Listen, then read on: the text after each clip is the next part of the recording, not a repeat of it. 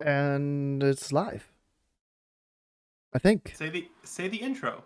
The intro. Welcome, one and all in one, to episode 20 of the Griff and Go Show with myself, Go, the other homie, Grif. He is a feral druid. I am a balanced druid. We both play World of Warcraft Classic, and we like to talk about it. So if this is your first time watching, welcome, and we've got a lot to talk about today. Starting with Hold on. our polls. I am live. Oh, and no. All I see are gray squares. Yeah, okay. It's coming. It's coming up. It's okay. I don't think anyone needed to see what we just did. I mean, it is a podcast. Like, honestly, visual is almost like a bonus. At Yeah, this point. yeah. What's up, Pandrama? It's Panda. Wait, Panda. I know. I read it, and then it is. Oh, I saw me. I saw us. Oh, we're gone again. We're gone again? Why are we gone again? Well, I have it's it up delayed. here. So, Okay. Yeah. Like it should never go away again. I don't know why it went away the first time. Science. Yeah, we're rolling. Polls. I'm gonna do Oh, things. you're just gonna jump right into it? Polls right in there. Hold on. How you been, Go? Yo, it's been a great week. Yeah, I thought you got a haircut, and then disappointed. I found out you just got a bunkin. Right? Is that what we're calling it? It was either like a moonkin man bun or the boomkin bun. Yeah, either one. But yeah, it's still there. It's all of it. It's in its glory. My hair is so short compared to yours. It's crazy. This looks ridiculous to you. I bet. Like, what an idiot. I did not see any of the old War. I tuned in for like a second, but work days, man. I was mopping the floors. But yeah, we did not have a smooth Old War run. I don't want to talk about it yet because I want to wait to our segment on it. But I'll tell you, this week, but for good reason, and we'll talk about that. And you kind of already know because I messaged you about it. But yeah, we'll get into it. So anyway, we did a little better this week in ours. Yeah. Yeah. I mean, did you guys? Because last week, like, it was like frustrating. Even on Freya, you guys struggled. It was almost every fight. There was something going wrong and people were frustrated, and because we tried to go like straight to Algalon and that did not work. And you regretted it? Yeah. And So you didn't do it this time? This week we changed it up a little bit and it worked a bit better. And we haven't full cleared. You know, we still got Thursday to do a little bit more, a couple more bosses to go. But yeah, it was way better raid environment this week than last week. That's good. Yeah. Prop you did has like my head cut off. And yeah, I played a little bit of hardcore and stuff too to talk about. Oh yeah, cool. I have not. Oh yeah, you did the thing I slept in, and Yeah. I loved sleeping in, and I don't regret it at all. That was a super fun event. But yeah, let's yeah. You want to get into the polls? Into the polls. That way we can work our way down because you have a hard out at 8:30. 8:30 ish. Yeah, somewhere around That's there. 2.5 hours. We have plenty of time. We got 10 man. It's usually like a full run from like 9 to midnight. It could take 2 hours, 2 to 3 hours.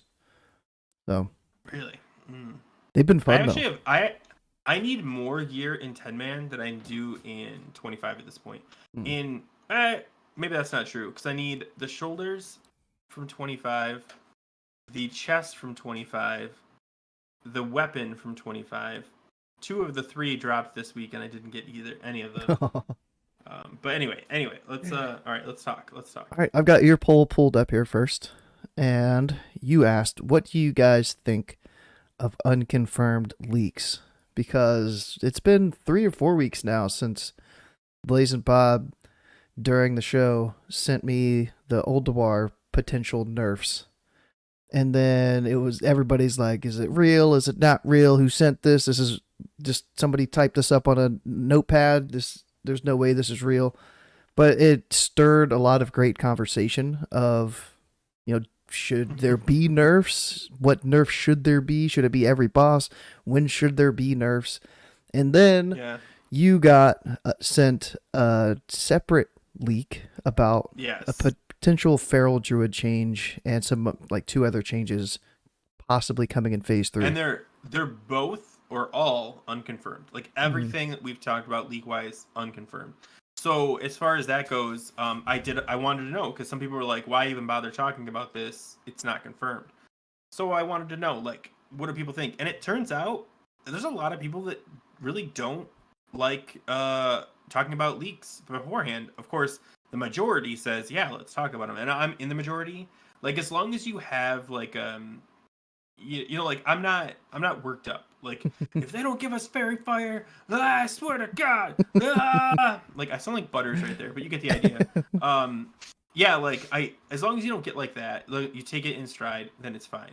But if you do get like, if you get caught up in the leaks, it can really like drain you when they don't come true. You're like, well, what's the point anymore?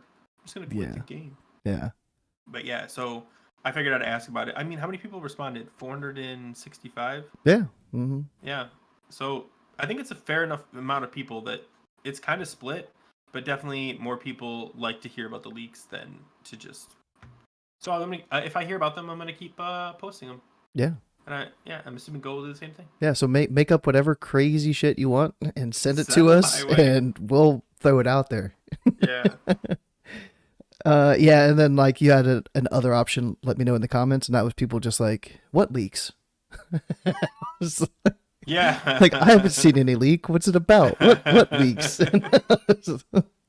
That's what's the funniest part is they're like, "Wait, what?" I'm like, "I made last two videos yeah, both about leaks. Are you just not watching my content? It's fine. It's fine. Mm-hmm. It's fine. I'm not mad. I'm not mad." I wanted to respond with like just links to them, but at the same time, I also wanted to be like super like, do you even watch my channel? Like, yeah. But anyway, what about you? What'd you have? I had two polls that I had put out, and first one was, have you gotten Glory of the Oldwar Raider 25 player achievement yet? And that gets you the Ironbound Proto Drake.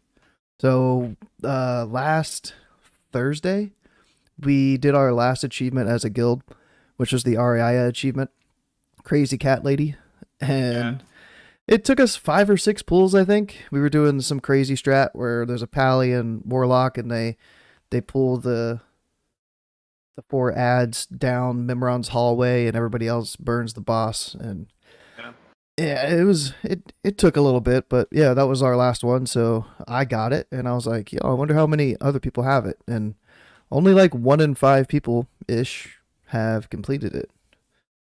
And then a third were close, and half were like, we're not even close, like 3 or more achievements.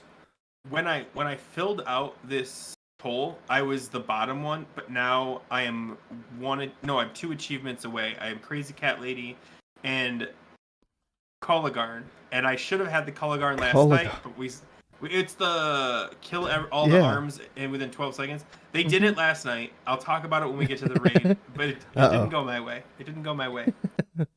But yeah, I'm not surprised. A lot of people are still struggling with hard modes in general.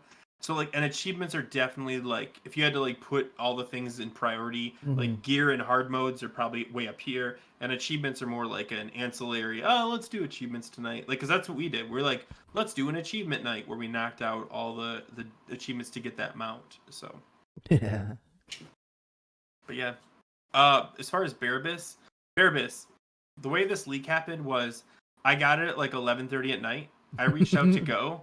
And I said I didn't want to do just like a quick video, and I would rather have someone to hit the wall with. So at like 12:30 in the morning, he hopped on and we had that video. So that was the only reason. I mean, not the only reason, because obviously Go is a cool guy and I like to hang out with him. But that's the reason it was just me and Go, because it was like this kind of last minute, let's throw something out there video. But yeah, anyway. Yeah, so are these the comments? Got the 10 player I had version. them up there for a second. I didn't know there is there a separate mount for 10 player, or is there only a 25? I'm pretty sure it's a separate one. I want to say so. I don't have either. I don't think I have the Nax mounts. Yeah. The Nax mount, and I have the 10 and 25 man. What do you call it? Sarth mounts. I don't have the EOE one. Yeah, I've never seen the EOE drop. I have 97 mounts. I am so close to getting that 100 mount achievement. Yeah. So let's see. The homie Nest JCR just put out a banger of a video about balance druids, going over talents, glyphs, DPS. I think I actually saw this. I think it's popped up in my stream. Yeah, so DPS with there's the link content. for that Oh again. no, I'm like Nest. I'm reading it. Nest. Yeah, Nest yeah, put out the Nest. video. Oh, I did watch this. I'm like, I feel like I watched this. Yeah, Nest sent it to me. I watched it. Yeah, Really cool. And his voice reminds me of somebody else that does YouTube videos. And I couldn't place it. I was like, who does he sound like? Anyway. yeah, yeah. And then the other one you want to talk about, the Blade? Yeah, I was thinking about this the other day, like over the weekend, and then I forgot. And I do this all the time. It's like I'll have an idea for like a video or a poll or something, and I don't type it down or start working on it immediately, and it just like goes away. And then maybe like a week or two later, it comes back. Well, that's what happened with this poll. I thought about it, and then I was tuning into Grace for Days the other night, and he and I think Cargos were like talking back and forth, and they mentioned something about slash played, and I was like, "Ooh, that was the poll I was gonna make." So I asked everybody, what's your slash played on your main tune and Wrath Classic, your total time played, and mine was 90 days at the time. So now it's 91 because that was a day ago. I've been playing nonstop for the last day, so you just tally that right on up there, and it's pretty split. Mine was like 198, I think, is mine. But I want to point out, you and I've always had the same main since original classic. You've changed yours at least once. Yeah. Yeah. Mm-hmm. And yeah, like almost 25% for 0 to 25 days. I think it's crazy how evenly split it kind of is. Yeah. To give you an idea of like, people kind of join the game at very different times. Or have changed their mains enough that they've split it pretty evenly. I'm even more surprised that people have more. I mean, I shouldn't be. People have more playtime than me because I do play quite a bit. Yeah, like Bearbiss, not shocked at all. Bearbiss has over 300 days. 300, yeah.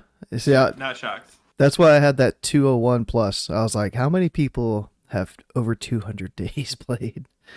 And yes, to 16%. So that's crazy. That was cool. That was a fun poll. I like that. Yeah, one. I think it just tells you that like there's a lot of. I think this goes back to like there are many different ways to play the game of WoW. Like, and this is just mostly balanced druids likely, or like druids because that's your kind of that's your market. So like just from druids, not all druids have been like druid for life from classic WoW and had their one main that they like I do. Some of them have like found druid or didn't join till TBC or didn't join till Wrath. So I think that's really cool that you see that. Mm-hmm. Dank Matter, I'd love to get your thoughts on the relevance of Ulduar gear after Phase 3. That is a really good topic, Dank Matter. I think that should be in this video, but someone wasn't prepared. What do you... What? No. I'm about to leak our DMs right here. Check back DMs in are about to be leaked. No. Dank, it's a great suggestion. We're going to probably talk about it next week, because I do think there are some really... So, man, okay, I'll give you this. Go and I just talked about this, and I said, there are actually items that are BIS in Phase 2 that stay BIS in Phase 3 for ferals, and I believe balance as well. Mm-hmm. There are also items that are BIS in Phase 3 that are only eclipsed by heroic versions of the items. So they hold on for a long time. And because of that, it is a very interesting and relevant thing to talk about, because those pieces that you're like, I'll get it later, get it now, because a lot of them will hold out very well. And I actually might go through all my gear and see what the upgrade is from each, because I'm assuming at least 2 pieces per class. For ferals, I don't want to get to it because we're gonna do that's gonna be all next week. We're gonna talk about it. So yes, keep an eye out, Dank. Make sure you hang out next week with us, because we will be talking about that on my podcast. Yeah, but since it's going to be on yours, and maybe Dank doesn't want to like watch it because it's on your channel and it's all feral and gross and smells bad. It smells like wet dog. How about yours? There's 2 pieces for sure. The Flare of the Heavens that you're going to want to have, and Conductive Seal, the ring, the 252 ring from Ulduar. And maybe maybe the 252 gloves. Or Valinir? Get your hands on a Valinir. It's not going to be BIS next phase. It's not? It's already replaced that quickly? For DPS, it'll be replaced, yeah. So yeah, I mean, I plan on still running Ulduar in phase 3, and well, I'll leave it at that until next week. We can elaborate on But yeah, the 29th. is that when that is? I think the Oh next week man, should be the that's 29th. all right. So that's the last. Next week will be the last week in this space. Ooh, moving out. Yeah, I'll have a new setup that's gonna look really bad. Feral druids are positively grotesque. Thank you. I appreciate the confidence. And we'll let you know, Bearbus. We don't know. We honestly, we're not. The whole show isn't going to be about that. But I wanted to talk about it tonight. But I kind of sprung it on Go literally an hour ago. Yeah. So I just know we'll talk about it next week to give him a chance to like maybe look up to see like what are some second biz items. But yeah, cool. Yeah. Cool. I'm excited to keep looking at phase 3 stuff. Honestly, I am not excited about phase 3 in the sense that like the raid. I am excited about okay, this will still come up next week too, but everyone was all like, "Oh man, the item level buffs are going to completely, change Ulduar."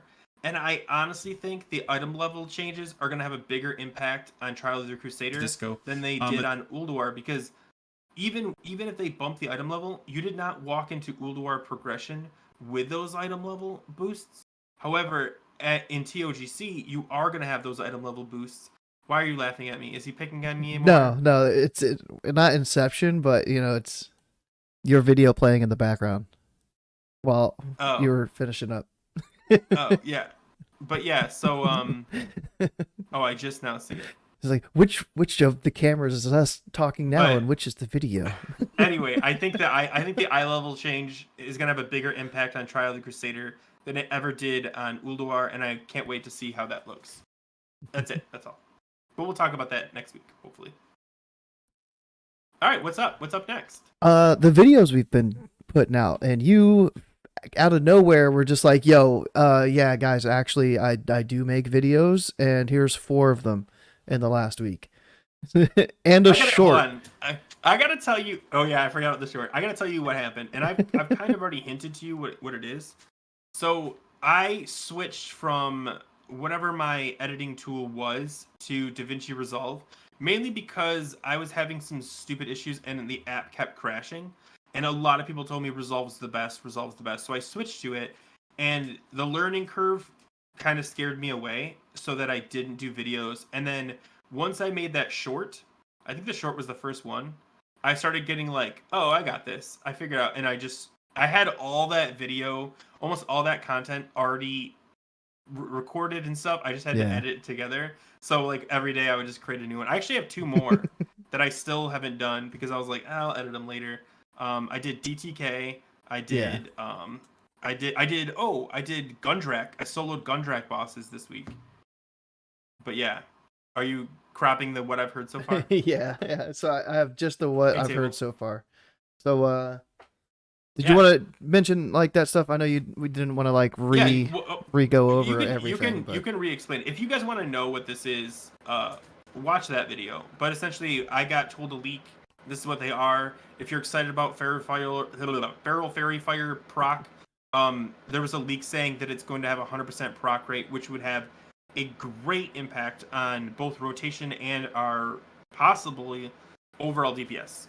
But we won't know until it actually is a thing and we can test it. I mean, there's sims, but yeah. Interesting subject of discussion. Why aren't feral kitties popping off like they did original release, new knowledge, change to Wrath of Kings re-release? That's actually, Dank, that's actually a really good video specifically for feral. I might actually make because I think a lot of people are asking what happened. And I don't want to make it until we get a full phase 2, because phase 2 was supposed to be our big... You freeze? No. Your camera quality, hopefully it's not like that on the video. Your camera quality plummeted. It's dumb. It's like a 15-year-old camera. But yeah. Anyway, at the end of phase 2, I plan to do that because I do think Ulduar was supposed to be our big moment, and if you've been feraling at all, you'll know it wasn't. Anyway, sorry. That's one video. What else did I do? I don't even know. You did solo Oni. Yeah. We both did. Let's talk about them both. You can put yours up too. Who did it? I did it first, right? Yeah, because Yeah, I was raiding or something, and then yeah. somehow we got Someone su- talking about it, someone and in your chat suggested it or mentioned it, yeah. and I was like, I bet I can go and solo it, and I literally just went there and one shot it, and I was like, oh, this is super easy. And then I think either later that night or the next morning, you did the same exact thing, except your video was way better. Yeah, Like later it that was night, yeah.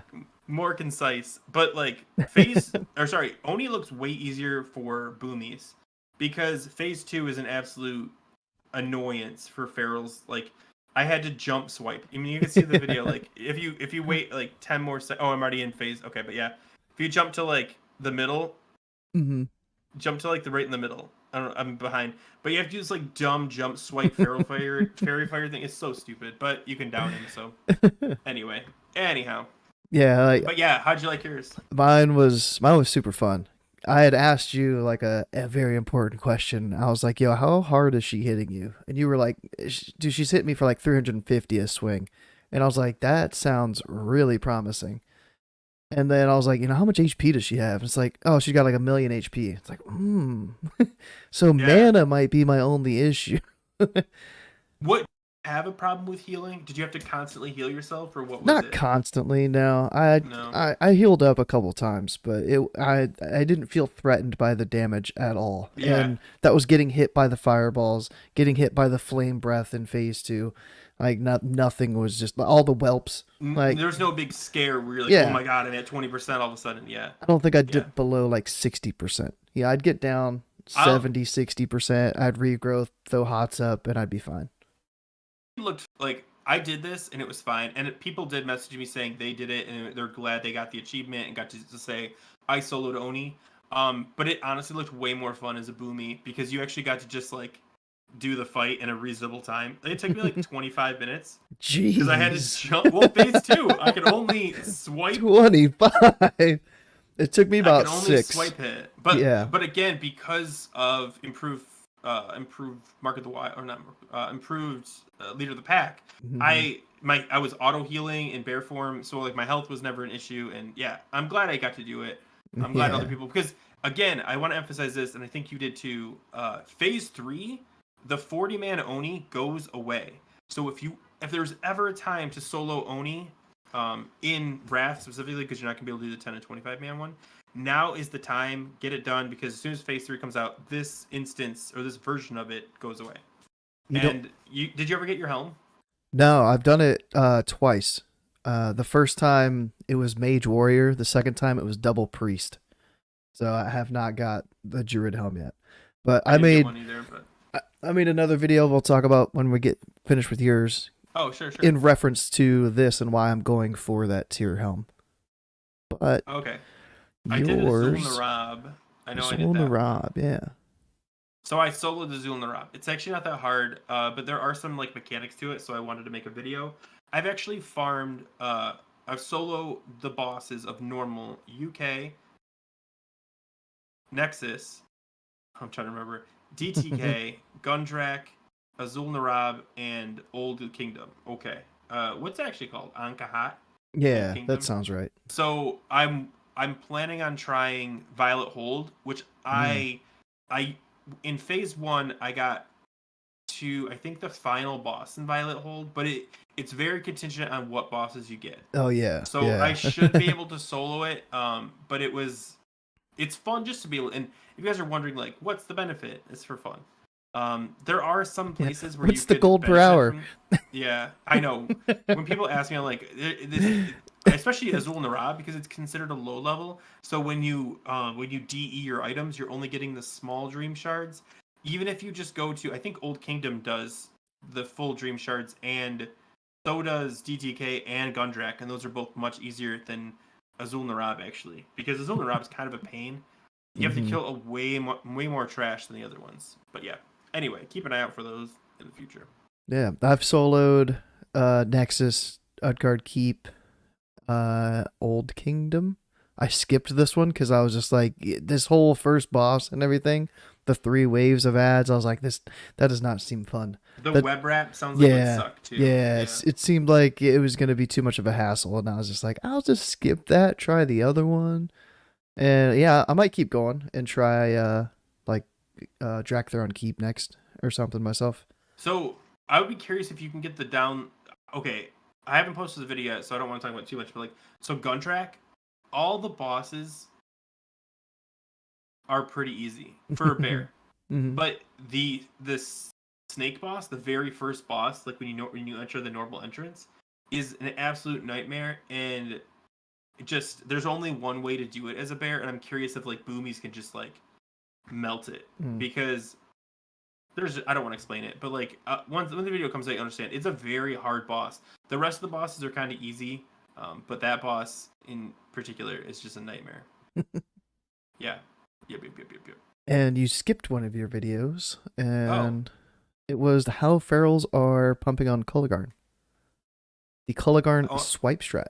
I actually think you used the word dominating in either the video or the thumbnail, and someone commented ferals aren't dominating, and I'm like, no, I meant like the strategy ferals are using to dominate the feral logs. Yeah. And it kind of came from, I mean, like we kind of talked about it a while ago, but Table was the first one to successfully implement it of our small group of druids, at least that I know of. And essentially, I wanted to talk about it because it's a more fun strat. You have to jump and swipe. And okay, I want to talk about this now. I tried this week. I re-glyphed, I everything. I set up a specific gear set for this, and they did the pull, and I rocket boots right off the edge. Like I was trying to stop and overshot it and fell off immediately. So then they were going for the achievement. I was like, oh, quick, I'll release and run back because I hadn't popped any cooldowns. I'll release and run back, and I'll just wait at the door. But you can't even enter the instance, so they all got the achievement, and I got to stand outside waiting. Yeah. Congrats, Table. Congrats again, Cable. So I fell off the ledge. Oh, look at that. We both did. He and our warrior. I don't know what the warrior did. They charged in or something, but Table said that he had dash, and because he had the extra movement speed from dash, he went off. Like I stopped. I stopped at like the spot, but I was like, oh, I'm still a little bit behind. And when I pressed forward, instead of moving a little forward, I just rocket shot right off. Yeah. And I was like, oh, and our raid leader goes, well, don't do that. That's it. That's all they said. I wonder if I can see on the replay on the logs. Congrats, Bear. Just see him go off the edge. The 21st. I don't look at my logs. No, not yours. At tables. Tables. Okay, Like, table and the warrior. Yeah. It should be right at the start. Yeah, my I think my best one on Kulligarn is I think like a 92, and I did it using the old school strat, which was switch to mangle stuff. Let's see, Kulligarn. That wasn't that one. Is this what boss fight? Oh, there it goes. There they go. Yeah. Oh, you're gonna watch This is terrible. Like you can't even see on here. I gotta pull up the VOD. I'm sure you can see them. Is he the one that's already off the edge? No, that's the boss. There he is right there. Let's see if he falls. Hit play.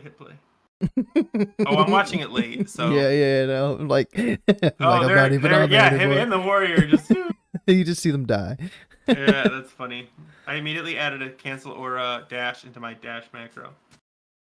Oh, that's a good idea. Yeah, I could check. A really good idea. I could check Table's VOD, not even mine. And just watch it fall. It's so humiliating. Don't do that to Table. Don't do it to Table. Oh, I'm doing it. It's because honestly, as soon as you screw up, there's literally no recovery.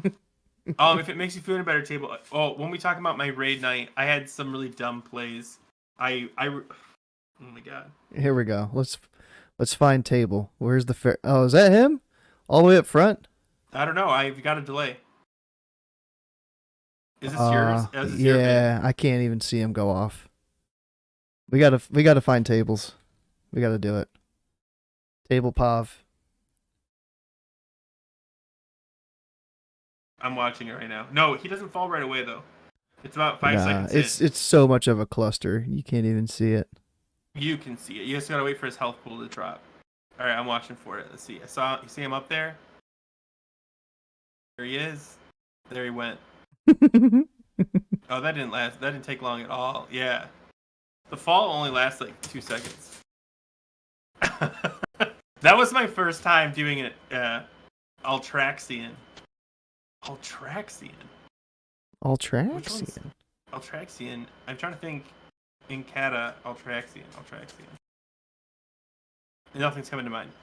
I know I've done all those bosses too. But anyway, yeah. Here we So, go. what's our topic? It's coming. What are we talking It's about? coming. Now? Oh, videos. The videos, yeah, Uh, yeah. Here we go. Oh, let's talk about the short though. I really want to talk about the short. I don't want to cut the video because I want to see him fall down. Because I'm so far behind, I have to wait until it shows up on the VOD. Tell me when. Just guess when you think it's gonna happen on my screen. Magma, not Firemaw. Yeah. Oh yeah, I see you. And then you right there, and then you're like, oh, I'm a little behind. Oh, I'm a little bit. And then you had it. Oh my god. You're so close too. And then there it goes. That's so funny because I actually thought you had the spot. Further. You had the spot. Like it looked like you had it already, and you still went forward. Yeah, and you did the exact same thing I did, where you just like give up and like the face palm. Watch. I have my fan. Sorry. That's all you can do. If I don't have the direct line to it, and you have to listen to the fan, it'll be delayed with my mouth. So this is the best I can do. I apologize, my fan. He'll be moving out soon, so we'll have a better I won't situation. Have a wall fan. Yeah. Or a wall air conditioner. But yeah. So the short. I also made a short. I don't normally do shorts, but like this didn't deserve a full video, but it's probably the coolest video. If you guys don't know, when you create a hearthstone position, where you're standing and which way you're facing is recorded. So if you want, you can go to your hearth you're in, face the way you want, stand where you want, and then save the inn, and it will retain that location. So like I've set my inn up to be in front of the door, facing out of the door. So as soon as I hearth, I go. Which I think is really cool. Yeah, like you can see this video. I mean, I don't know how far behind I am, but like you'll see me like I talked through the whole thing because I did not think this would work. I saw this on like a TikTok or something, and I was like, no, that won't work. And it did. Go enough. Yeah. I wish I knew the person that made the first video. Because like they weren't talking about this. They were just talking about like, if you really want to improve your speed, you'll make your hearth position. I'm like, hearth position? Yeah, what do you mean? Set it up to be under the inn. Oh, really? How? Under the inn? Which inn? Which inn, I wonder? You'll have to talk about that more, Bearbus. Some innkeepers that are close enough to the wall, you can technically have... Yeah, I heard that only works in the Orgrimmar 1 that I know of. You like my what the F, by the way? That stuff's wild. Yeah. These little things. Little tiny... Isn't fixed. Yeah. But the thing is, it's like one of those, like... I learned... this year's old or whatever. How did it? Yeah, I was today years old when I learned this. I've been playing WoW for so long. Did not know this was a thing. Yeah, same. I thought it was a fixed position. Yeah. The neutral one. Which one's the neutral one? Because there's more than one neutral one. There's like 6 innkeepers in Dalaran. If there's one close to the auction house, that's the one I should go to. But yeah. Anyhow, and yeah, I think that's all my videos. Let's talk about your videos. Yeah, so we talked about the solo Onyxia one, so that one's out of the way. The other one is the idol swapping update. So in phase 3, it's go, and that had volume on it. Phase 3, there's potential to be super sweaty boomkins and swap idols, and there's many layers to this. You can do like the basic version where you get the resto idol. It gives you 265 spell power, I think. It has a chance to proc off of every rejuve tick. So if you pre-cast before the fight starts a rejuve with the idol on, it's all theory crafting right now because I don't have access to the idol. I reached out to Scotty J. He said that it works on the private servers. Private server. Yeah.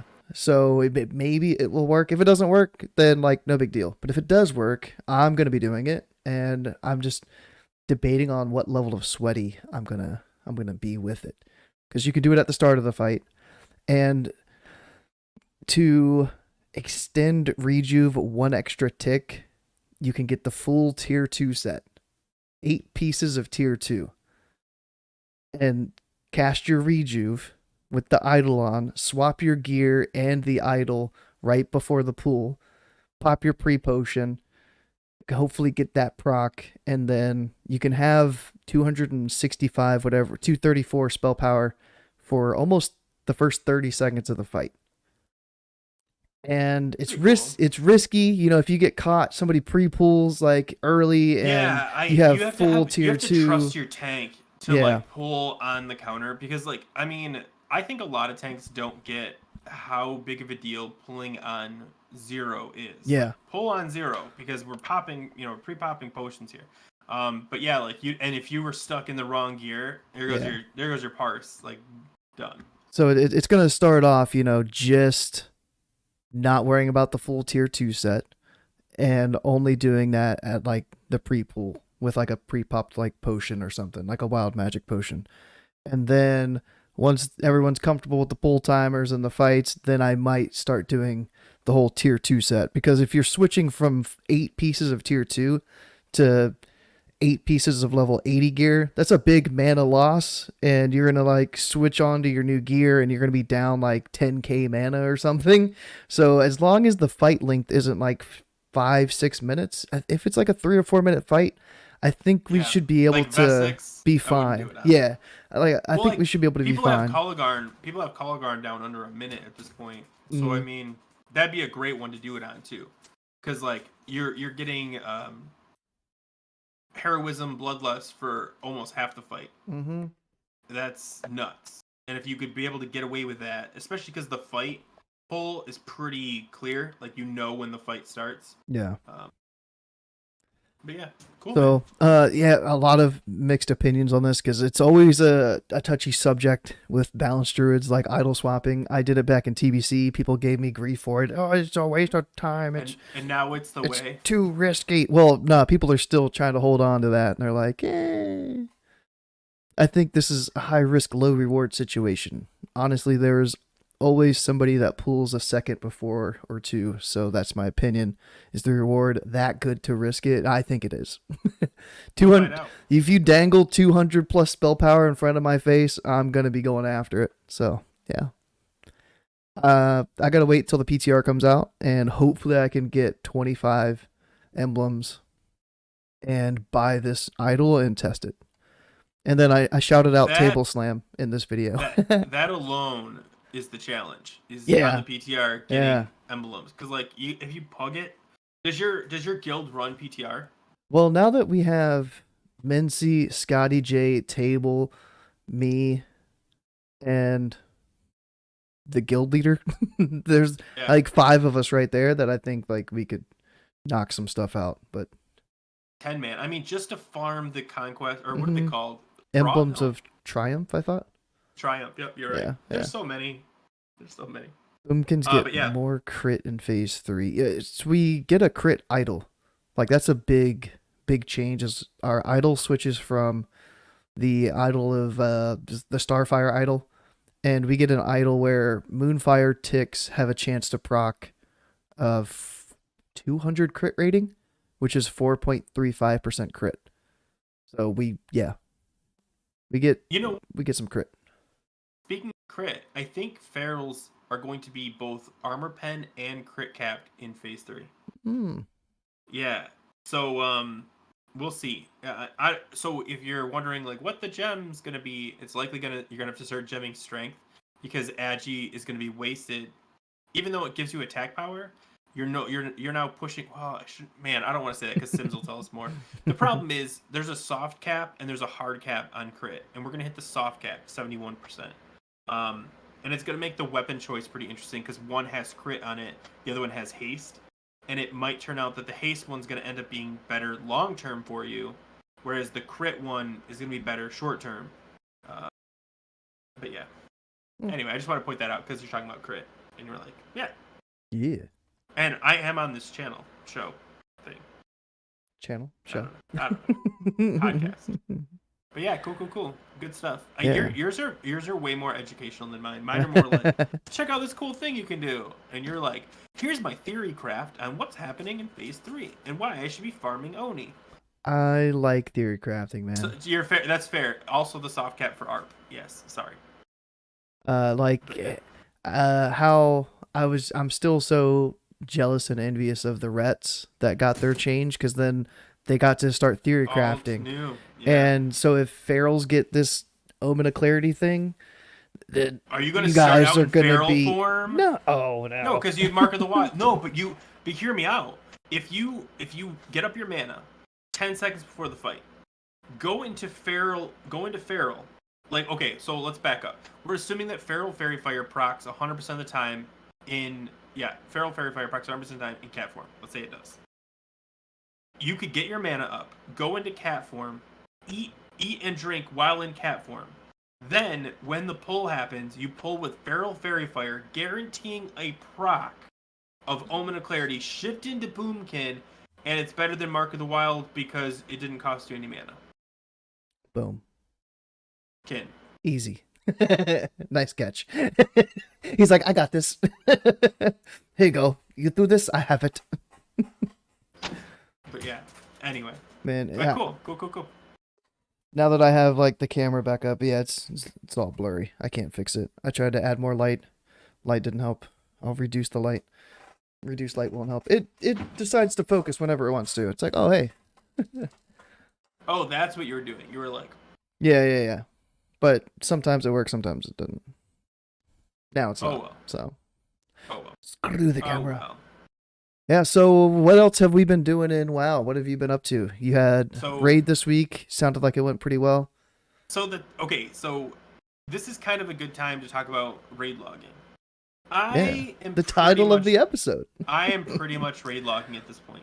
Now, I don't play a lot of alts. My other druid, which is an 80 boomkin, that I literally have never taken into a raid. I use him for farming. Like, he farms herbs and ore, and I just make some gold off him. My other one I always play, or I'm always on, is my mage, who's just my banker. But other than that, like, I literally do not play alts, and because of that, there's really not much else to do except for like these fun farms we come up with, like these fun, but like they're more like once a week I'll do this, farm.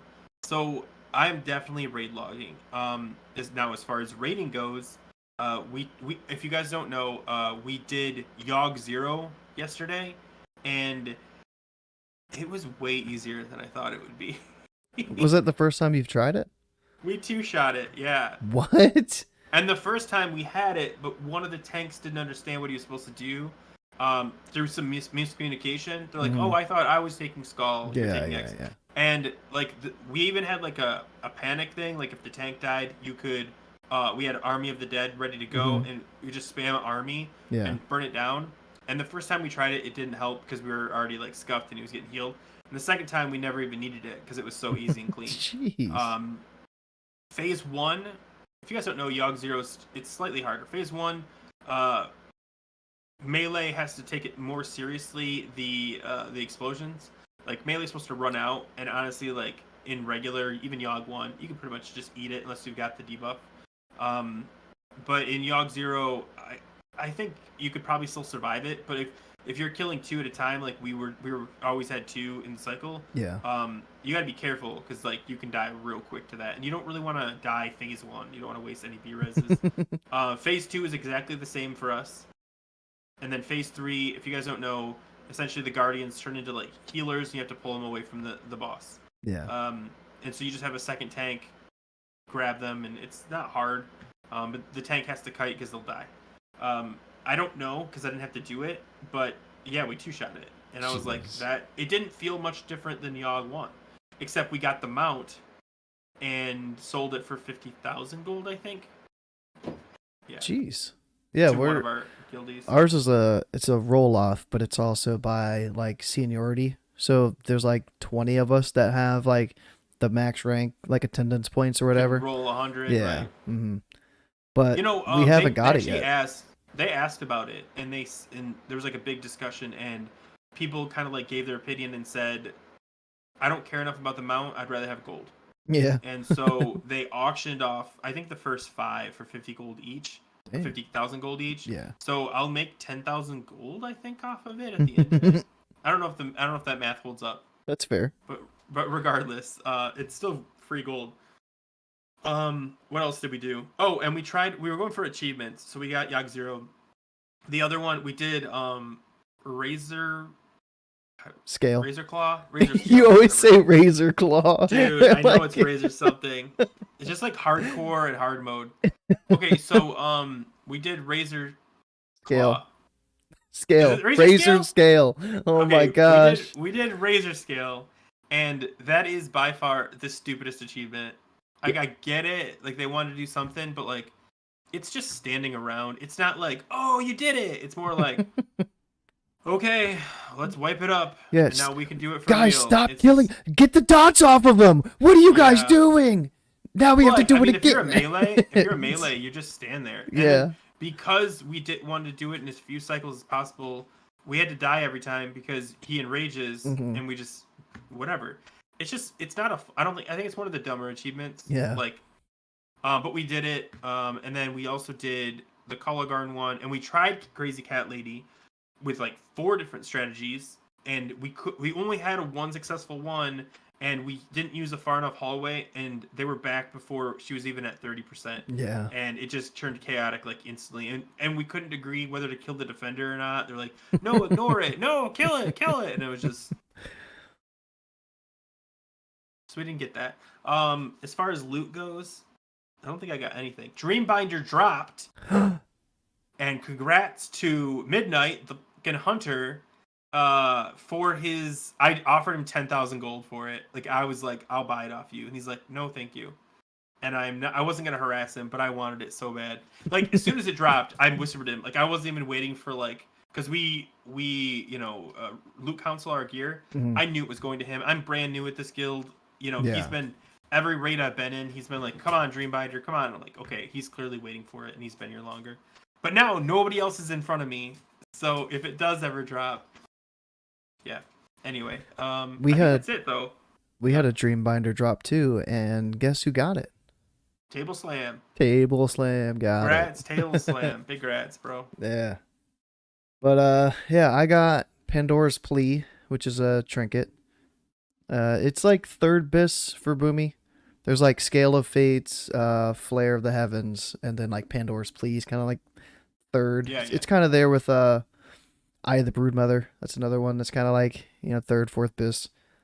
But I got to replace my my sundial trinket, which was like my lowest eye level piece. So I finally Did you break bumped 5K? my. No, I'm like 49 something, like 4950 ish. It's getting there, but I'm like Okay. 232 eye level now, I think. I hit 5,000 last week. I'm at 5,003 or 5,033. But yeah, like I just got over with I think what put me over was oh my god, I'm blanking. What was the new item I got? Chest, shoulders, neck. Oh, neck. I got the neck. I got the upgraded neck. So yeah, that's cool. Good for you though. Mm-hmm. How did you guys do though? Because we kind of touched on it at the beginning. All in all, did you guys get a full clear out of it this week? So we had a plan this week to do Yog Zero on Thursday, and we did everything last night except for Yog Zero and Vezex. So we spent the full like 1 hour on Algalon and got it on our last attempt, like at midnight, which is our like cutoff time for the raid. And we started at 11 and we ended at midnight on like our last pool. And it was crazy. It like our tanks were taking loads of damage, like everybody else's tanks are taking loads of damage. But man, we would have like a 60% attempt and then a 30% and then back to 60%. Oh, And what was the issue? Out of curiosity, was it different stuff or was it the same thing every time? Sometimes it's like the stars would die at like weird times, like they would get cleaved by melee or something, and like it would mess up the timing, or A couple people wouldn't realize that a star was dying like right behind them, so the star would die. They would get teleported into the little void zone, and if they didn't have a healer with them, then they were just dead. Not too many people died to Cosmic Smash, which is nice. But Yeah, yeah, I think a lot of it was just like tank deaths. So like maybe a healer would get ported on accident, and then now there's one less healer on the tank, and tank just goes down. that's enough. Yeah, that's Yeah. enough too. We one shot Elgalon. That's 2 weeks in a row now on 25. Honestly, I cannot parse on that boss, and I have no idea if I'm supposed to if I'm supposed to cheese something that I'm not cheesing, but like I'm just doing like regular rotation. Maybe I'm not hanging out long enough. Like as soon as I see the Big Bang call out, I'm gone. Like Hmm. I don't chill. And I know a lot of people like to sit there for the last second. I don't think it's worth it. If that's the difference between I'm getting a 55 parse. That's how bad it is. That's better than mine. I'm a 34. Yeah, there's got to be something, and I'm gonna be looking through the logs. Be prepared next week. I'm doing a deep dive in the Oligarn logs. Ooh. Yeah, but I'm gonna figure out like what I'm doing wrong because I'm doing a decent. I mean, my rotations get screwed up because I'm running into the Big Bang and I lose whatever I'm doing. But like, I'm not doing anything like unbelievably crazy. I'm Yeah. not dying. I'm surviving the fight. Hmm. But yeah, and like yeah, Boomy's. I am just under the Boomy. Like our Boomy did 7284. I did 7111. So I was about 160 DPS less. They got a 92. I got a 55. I don't. So there has to be a cheese strat that Gosh. ferals are doing Yeah. to allow them to pump, and I'll have to figure it out. Yeah. But yeah, but yeah, but yeah. So yeah, we did.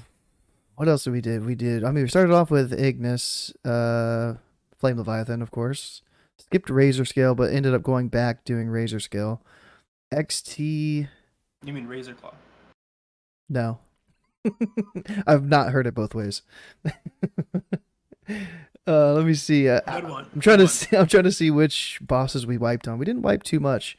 We wiped Iron Council. We've done Iron Council. Happened on Iron Hold on. Council. Let me back up. How many tanks do you use on Iron Council while we're talking Two, about it? I think.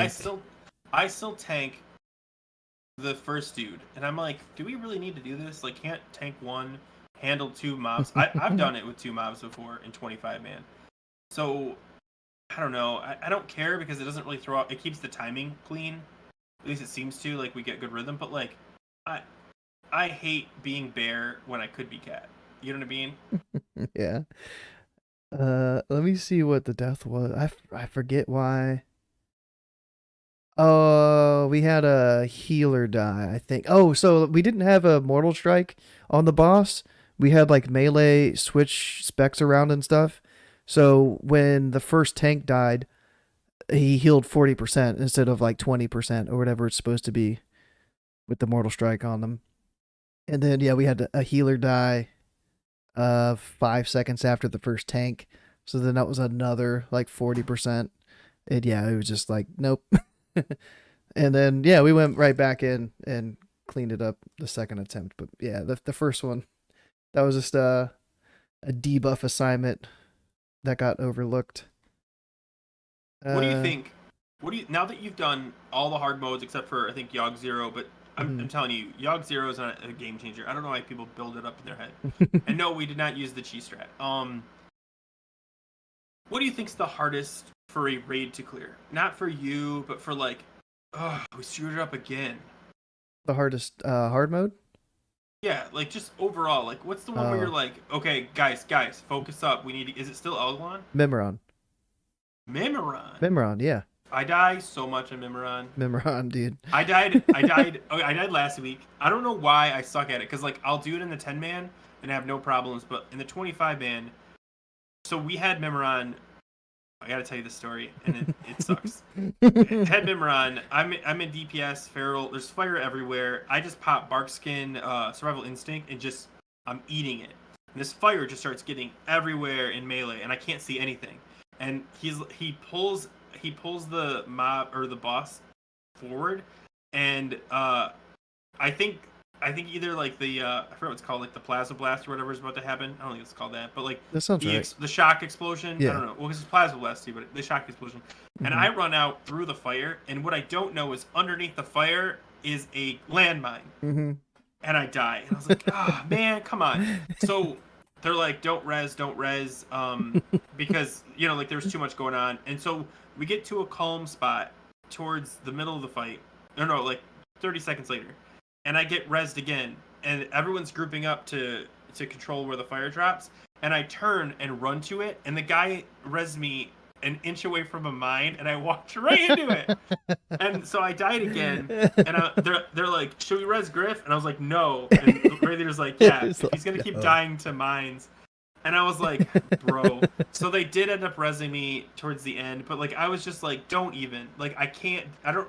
I've done the mines. I'm the guy who like when the mines go out, I spin my camera looking for like the hole. And the only reason I didn't this as I did this time, but they reoriented the boss, and I lost the spot because of the fire, and I Mhm. was like, I don't know what to do. So I had bark skin up. It didn't matter. Because I was taking damage from the fire too. But yeah. Anyway, that's my what I did stupid. I did that, and then Kolagarn. So I was not having like a good run Oh personally, yeah, but I don't think I yeah, died anywhere else. yeah. Yeah. Anyway, sorry. I just wanted to let you know I suck at the mines. We still had mine deaths this week as well. It happens every week, but the kill attempts, like we only had one wipe, and then we killed it, like we two shot it or whatever.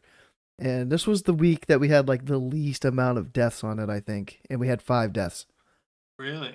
Yeah, there was 2 to the hand pulse, 2 to laser barrage, and then one Mincy died to flames. Ooh, mincy. Weak I sauce. think he said something like he had an excuse. He was like, "Oh, I killing spreed, and that's supposed to give you a something like a cloak of shadows sort of immunity when you killing. Maybe it's not killing spree. It's some other ability." And yeah, he died. That sucks. Yeah, we. What else did we do? Ariaya, Oh, dude. yeah, we. I've got Because we're a. going for the achievement. We died so many times on I've REI. I've got an Ariaya story, kind of like your Memron story, but it's not like a personal like me dying. It's just we've gotten to where we're trying to like reset the boss, so we all stack where she's gonna spawn, and then just like blow her up as soon as she respawns. Have you done that strat? No, So no. instead of like pulling with like a totem or like Talked about it. a Like you do the trap, reset, and then you yeah, know where she's gonna be, and then you hmm, prep for it. We yeah, talked about it. I never did it though. and it's like a 30-second respawn timer. So as soon as she like Yeah, very goes similar to like away, Sarth. Yeah. exactly. So it's supposed to be easier. It's supposed to be cleaner. It's supposed to be the way to parse the boss because there's like zero downtime waiting for the boss to like come around the corner and everything. And I think we died like 3 times just trying to get the reset right. It was like the first one, something happened and we were resetting, we were rezzing back up, and then there was another, like there was a rogue up there or something. So like when the hunter reset, she saw the rogue out of stealth. Everybody like got in combat, and dude, I was like, there was a couple of us that were like, why are we? What's the point of it? Why are we doing this? Well, It's like, it's working. There's no big benefit to doing it. Like yeah, it's the only time you'd ever want to do a position like that is if you're trying to skip something, and because you can reset her really quick and then run mhm. to wherever you need to go. And then yeah, but like killing her, I don't know. I don't mind her like this. I don't mind the hunter trap. Everyone hiding around the corner.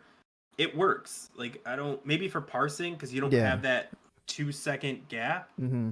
But It was, yeah, that's what they said. It was like it was to parse, and we did have like 5 6 people that 99'd it, myself included. But it was frustrating, man. It's just like if we wipe once, okay, but wiping like 3 times to it, like come on. yeah, Let's feels just bad. down the boss and move on. That sucks. I'm glad. I am glad, and this is I think that this is true for everyone. I'm glad that even though we're week 8, what are we in? What week is this? Week 9? Hold on, I'm trying to pull up. Oh, yeah, it's 9 or 10. Well, let me see if I can find the. I actually looked at the logs. They didn't change that much, by the way, in case you're wondering. Uh, Oh, the Freya, like the burn strat cheese for Freya. We did that on 10 man, but we haven't tried it we on kind of did 25. it. We didn't do the full version. We did like the soft version. I'm gonna call it, where you as soon as if you make it so that the tree dude is the final guy, you just burn. You don't kill him right away. Oh You just yeah, burn, yeah. and then kill him. We did that, and it is fine. Mm. Man, I looked at this yesterday. Maybe I need to. Oh well. Anyway. Oh wait. Yeah, we There we go. we still need that Yogg Zero before we get nerfs. Week 9. Okay, so week 9, and we're still, even with all this gear, struggling on bosses from time to time. Like, my guild is really good. My raid is really good. We still struggle on stuff. Like, Yeah. we still have problems. And I think that is one of the healthiest things you can say about Ulduar is, even in week 9, this isn't Nax. Nax, by week 9, you were, like, speed running. Like, okay, everybody, boots, go! Hurry up! Even, like, the basic raids, like, guilds that weren't, like, pro, were still, like, everyone run, we're gonna just pull the boss to the next boss because this is so easy, we can do it on. And this is not that. This is No. very there's quite a few boss fights where individuals can die, individuals can cause wipes. Like, have you ever had a Vestix where people can't get out? You're like, just get out of the thing, like The the Shadow range. Crash? Oh my god! Or And like like the this, the Mark, they don't get out fast enough with Mark you've and the got boss heals for yeah the like mark. 3 We million. actually got today or yesterday. We got Vestix down to 3%, and they purposely had a Mark stay in just to Mm, give him a little health back because he was so close. yeah. That's because everyone was doing such a good. But I've had other ones where we can't get Vestix below 50% because he's just constantly being healed up, and we're like, come on! Oh, but yeah, the point is, I like that it's still a challenge, regardless of how good your guild. Even if you're like the top guild, there are still fights where you're like, okay, be careful, watch this, be careful of this, do this thing, and I like that. Yeah, I really do. I had to tell myself last night that I needed to like focus up and try to like actually perform a little bit better than I have in the past couple weeks because I've been in that slump where it's like, man, like I know somebody's gonna die to this mechanic on this boss. Like I already know it's gonna happen. And just having that mentality going into raid, just like maybe not want to try like as hard. Maybe I would only go like 80, 85% instead of like the full 100% like full send. And last night I picked it back up and I was trying to perform a little bit more than I have been. And that felt good to like see that I was performing as well. Checking the logs during the raid and it's like, "Oh yeah, I'm parsing. Like I'm the top average parse on the raid right now. Hell yeah, that's what I want to do." It felt good. So let me ask you, oh, man, I missed that. Like I remember in Nax when I was like with my guild all through Nax. There was like 6 of us that were all 99 parses, and we all checked our guild logs every day to see, like, in our guild who was the highest. And this rep paladin had me by 0.1 percent, and I was like, come on, because I couldn't get a stupid disc on Eye of Eternity, so my Mm, parse on Eye was like 65 and all the rest yeah. were like 99, 96, 99. But that was fun. Like, it was like, but yeah, I was just gonna ask you something. What do you think about, and I know this is not a leak, this isn't a thing that Blizzard's even talked about. What do you think about a more, what's the right word I'm looking for? A staggered nerf where the Blizzard looks at the data and says this is the first breakneck of most guilds. Like, most guilds shrug on, I don't know, Freya, Mimi. I don't know what the fight would be, and they say, okay, we're gonna nerf this a little bit, and we're gonna nerf it not here, but like here, so that it's still a challenge for most people. But those people that are like, oh, we got them to 20%, can now get that loot and then see if those other hard modes are still Yeah. achievable. Mm. Because especially like fights like I mean, if you can't down Kulligarn though, but like Kulligarn's a good. Nobody should be struggling on Kulligarn, so you should be able to get. But like XT might be a good example where you really want to get XT hard mode and you just can't. They've already nerfed it. You should be able to get XT in my opinion, but maybe they nerf it just a little bit more instead of doing like, okay, now it's back to what it was at the end of Wrath, maybe there's like a here. I think that'd be really cool. And if they did it one boss at a time, so that you never need a full nerf, you can try to like, you know, keep it, like we want to achieve all we can, and this barrier has been moved out of the way so that we can do it. I know I think it'd be cool. a lot of people say that, you know, the gear is the biggest nerf right now. Yeah. And Yeah. to No, an the mechanics to an are there, though. extent, it is, Yeah. yeah. But like, I would like to see some sort of nerfs. Like, I wouldn't mind if there was little nerfs, but like big things and like complete raid wide nerfs all at once would not be good. Pick a fight and tell me what the little nerf would be. Like, let's just skip like the health loss. I think health cutting is so stupid. Like, if you can get the mechanic down, you're gonna get the boss down. Yeah. Shrinking the health pool is more of like a panic. Like, it's not a solution.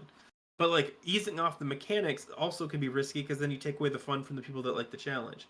So like, what if you had to pick a boss fight? You could pick any one, and you wanted to like tweak one to make it a little bit easier. What would you pick? So I had mentioned earlier, Mimron is like the quote unquote hardest boss, I think, for me. Yeah. Like in our raid and everything. Other than Algalon. But I feel like the fires is probably one of the bigger things. And maybe, like I said, don't one shot the melee for being dumb and running over the mines. Would love that personally. Maybe like 50% HP, so you hit 2 mines and you die or something. But honestly, I blame the paladins because in a perfect raid, one of the healer paladins would just pop bubble and run around all the mines and just remove them. Yeah. I don't know why they don't do that. Oh, hold on. My friend that I messaged that messaged me back. Oh yeah.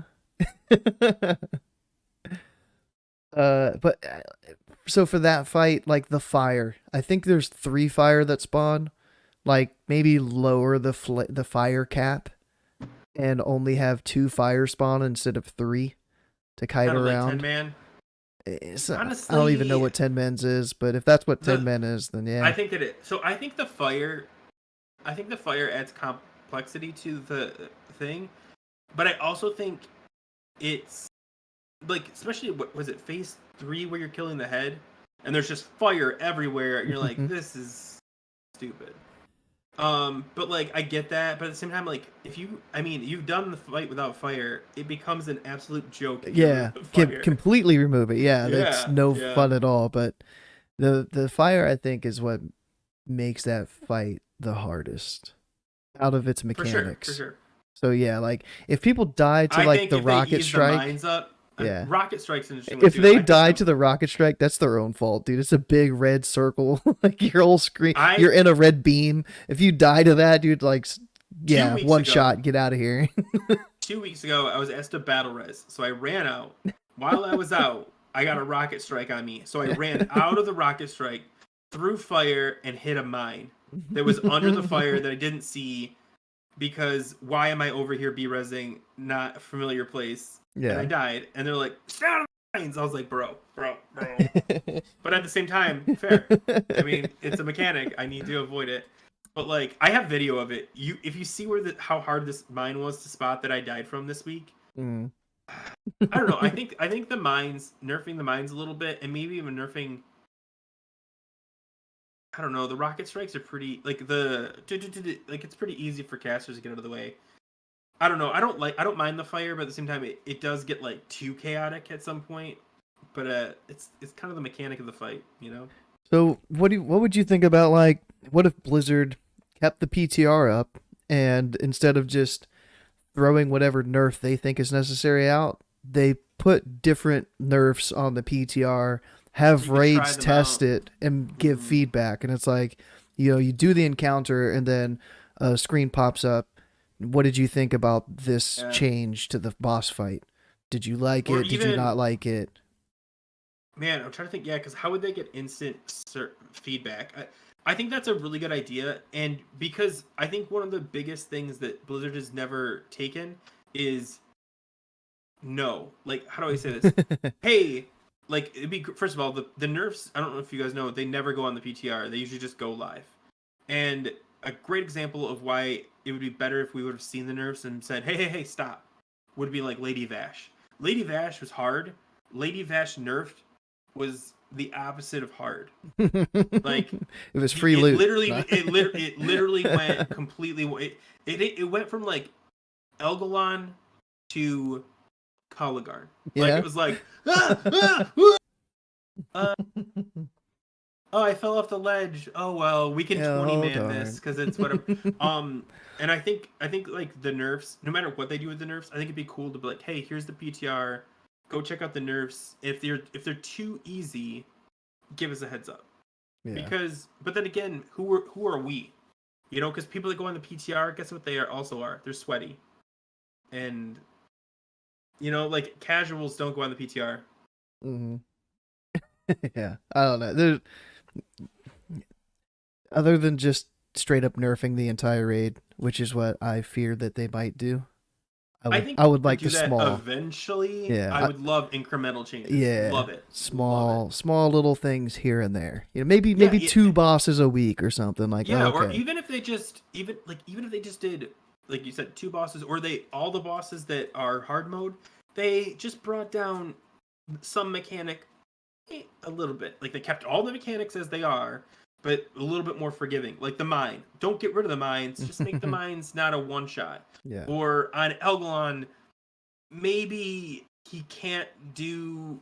I don't know, because I don't know. I don't do the collapsing stars. I don't know how hard they are to like time properly. But like maybe just the damage to the tank is slightly eased up so that it's not like you don't need, because that's the other thing. I don't know if we talked about it in this one, but we've talked about where you legit need 4 paladins for some fights. Like, Oh yeah. or if you don't need them, you can cheese every mechanic by just having DSAC up at all times or on every single challenge, and that just kind of kills it too. And it'd be great if you didn't have to require a certain amount of paladins just to down a boss, even if it is just progression. So like, let's say if you're a raid that doesn't care about you know, raid comp, because you're like, hey, we're just here to have fun, and you only have 2 paladins, which is still a very good number of paladins to have, and you just can't down Elgalon because, well, we don't have the DSAC cooldown rotation to do it, you know. And I'm so sick of spending so much time with the raid leader explaining the DSAC rotation on like 3 of the 5 fights, or 3 of like the 5 hard modes that are like Vessix has the same issue where you got to rotate the DSACs, and it's just blah, blah, blah. Yeah. Anyway, sorry. No, I you're think good. that'd be great. I think it'd be great if we ease off the paladins. I mean, now I love paladins. I feel like every time I talk about paladins, I hear someone going, "Oh, Grif really hates paladins." I have a paladin. I think they're a cool class, but like having a class be required is like meh. And Yeah. paladins are the only ones that are currently required. I know our raid definitely feels it because we usually only have 3. We'll have a ret, prot, and holy, and then Mm-hmm. yeah, if like the ret, it's usually I think it's the ret that is gone sometimes. I want to say our holy and prot have been there like almost every single raid, if not every raid. So yeah, like Yeah. if our ret's not there, like just for whatever reason, if it's like the third blessing that we don't have, like the extra DSAC, the extra bop, the extra salve, like all that stuff, Yeah, they you bring so you much. can feel it. Yeah. Yeah. Yeah, for sure. We did a 10 man without any paladins. Oof. Maybe the tank was a paladin. But like people were like, "Oh, I don't know how we're going to heal it." We did fine. You know, like Hmm. so I think that's yeah, it's very interesting. I don't know, we'll see what they do. But sorry, I didn't this is a weird segue, but are you raid logging? Like, are you technically raid logging? No. I'm still doing some stuff in the game. So I've been doing mount runs a lot this last week, in Okay. particular. I've been doing uh Strathholm. I've done 23 or 24 runs. Like I did one night stream and I did like 20 runs in a row. No mount. And then I think it was yesterday or the day before I did a couple more. It might have been yesterday before raid. I've been doing like the ZG for the Tiger and Raptor mount. Magister's Terrace. I got wrecked in Magister's Terrace yesterday on the PvP boss. Oh yeah. Dude, I got destroyed, man. It was the worst boomkin like 5-man comp to just eat my That's so funny. owl hole. It was terrible. Yeah, I watched it. You struggled. I was like, bro, just kill the healers. And you're like, Yeah. I'm trying. Like the You healer get to get like yeah, it 1%. gets to 1 HP and then you have to like hit it again for it to actually die. And then like I would get interrupted trying to hit it again like in my global and it's just like ah. But doing midnight in Karazhan, I've been keeping doing that. Doing this Ani now every 3 day. I think it's a 3 day reset for Ani. Yeah, so I'm gonna be doing Ani every 3 days. I've been farming gold. So there's this the word on the street is there's going to be a big spender for the second Valinir in our GDKP, and I want Valinir. So I'm trying to get as much gold as I can get my greedy little Moonkin How claws on. much? How much would you personally be willing to spend to get Valinir? The first one I stopped when I got outbid at 123k. I would have had to bump it to 126, and I was like, I'm cool. I'll wait for the next one and see how that goes. So it's 4.1k per fragment.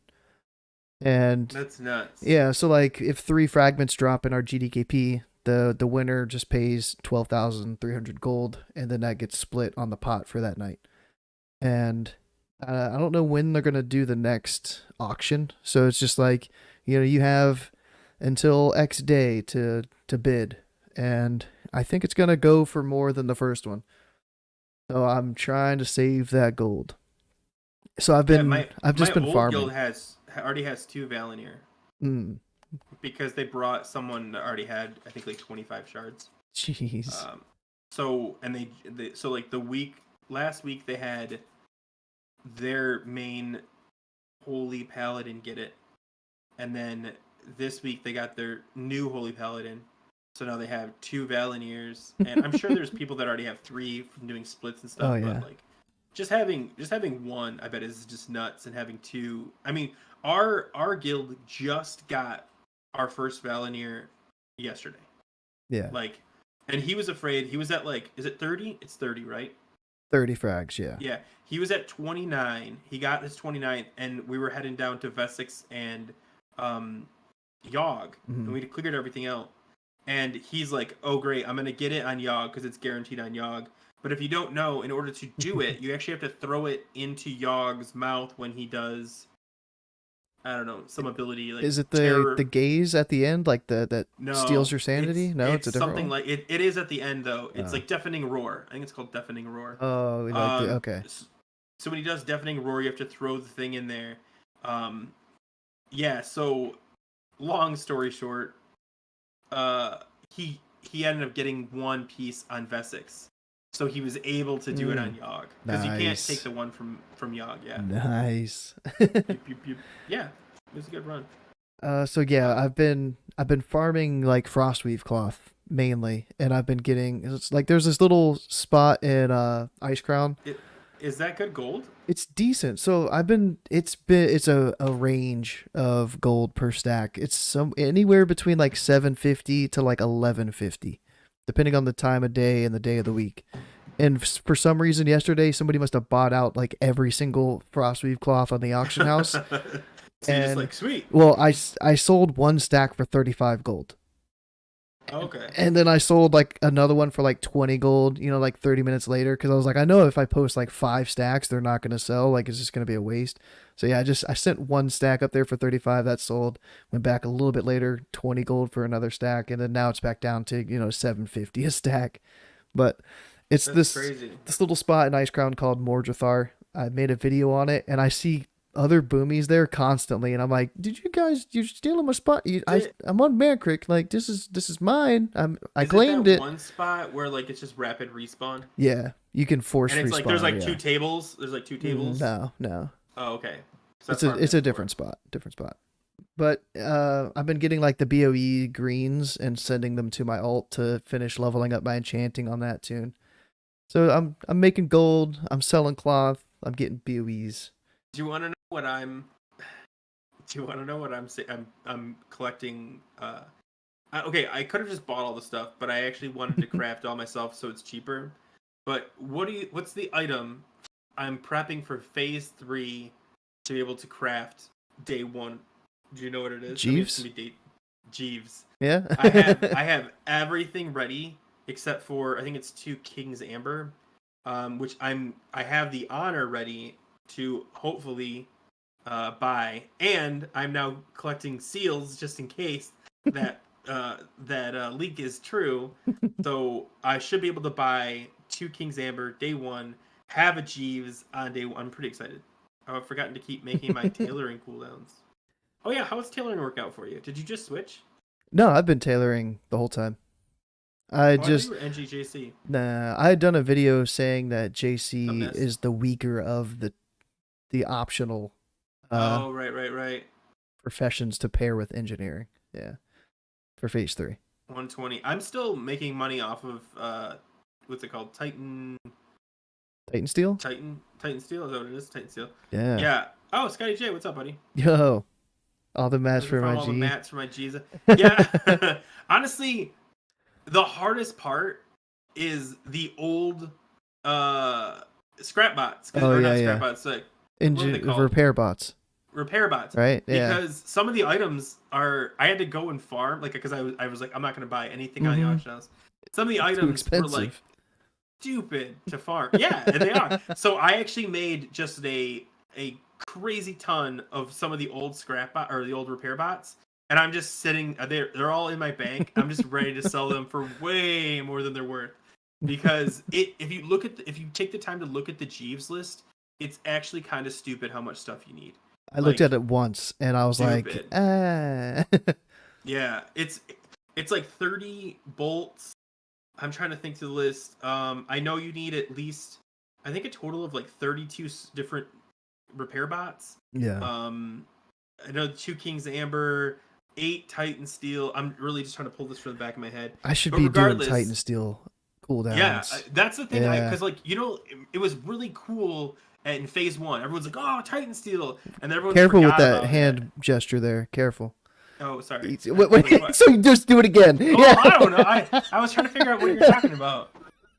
Yeah, but like everyone was doing Titan Steel and then they just stopped. Yeah. And then yeah, phase 3 Titan Steel is going to be needed again, and all those cooldowns people just chilled out on. Mhm. You know, they're still selling on mine for 150. And Dang. I haven't looked at it in a while, but yeah, I should be getting back onto making those. I got to do my tailoring and I got to do my mining. maybe you called out the thing. Now I can't not see it. I just saw myself do it. You watching the Honor. replay. So Dreamology, I hope that's my plan. Is I'm going to have a ton of honor to be able to buy a bunch of stuff. Because if you guys don't know, generating honor is so I didn't realize till today I missed one of my PvP mounts. Like there was one I hadn't gotten, and it's 15,000. So I farmed it in like 45 minutes, maybe an hour. That's it. Like 15,000 in TBC is like at least a day. That's like at least a day. You're like 8-10 hours, yeah. Yeah.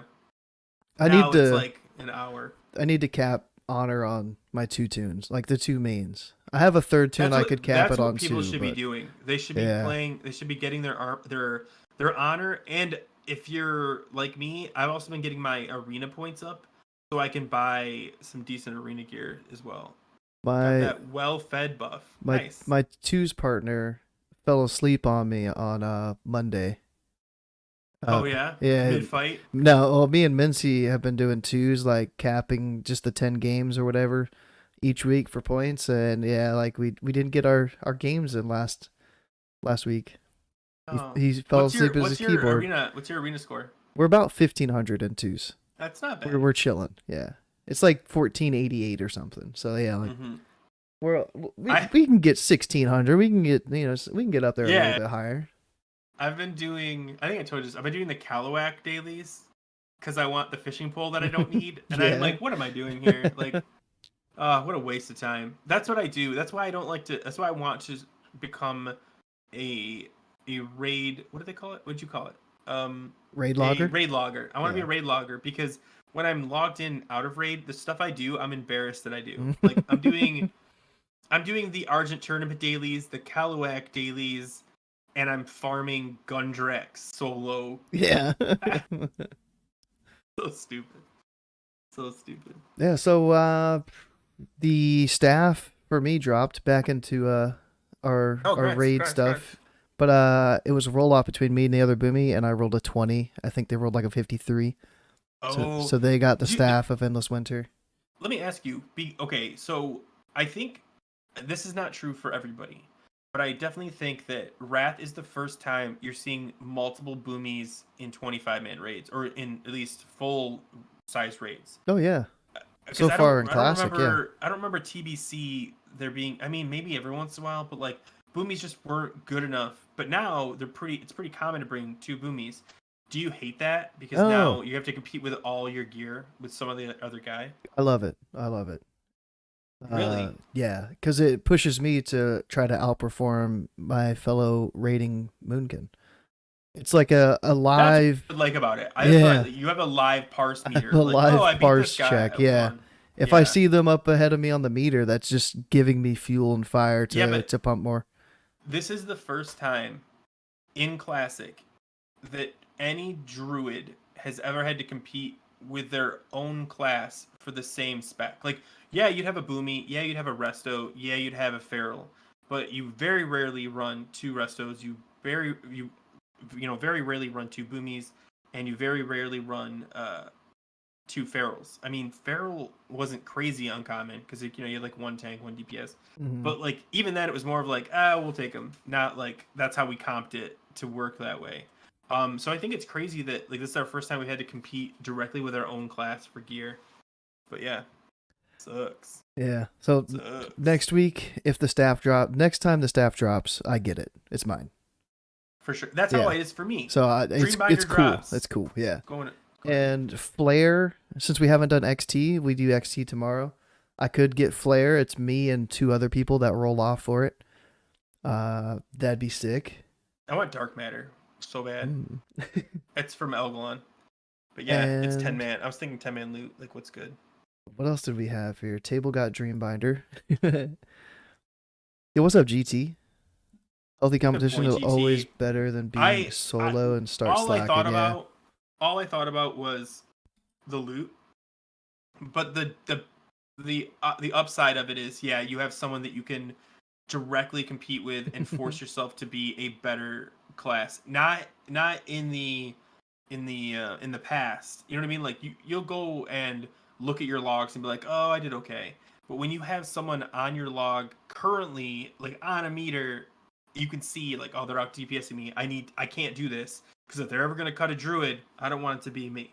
You know? So, Yeah. And another big thing is since we're support specs, right? There's balance and utility, feral. yeah. If you have two boomies, I can get with the other boomie and be like, bro, this is my week to pump. Can you hit up the fairy fires? Can you get the first battle res? Can you send out the first innervate? And then next week, your turn to parse.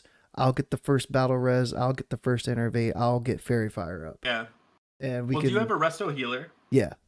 Hopefully they're first of everything.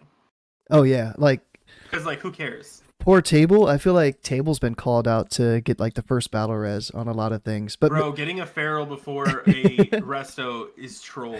yeah, Especially because you're like in the mix, and like the people that die are always 45 yards that way, uh and don't tell you where they are. They're just like, res that guy, and he's gray, and you're like, so you start like the adventure of wandering around looking for it to yeah. be within range. Oh, I hate it so Dude, much. and I hate it. Table's such a Chad, man. This dude he will run on top of your corpse and res you, or like res you where you need to be as a friend. He's not gonna res a ranged into the melee stack. I will. He's I rocket will. booting out to the ranged and being like, here you go.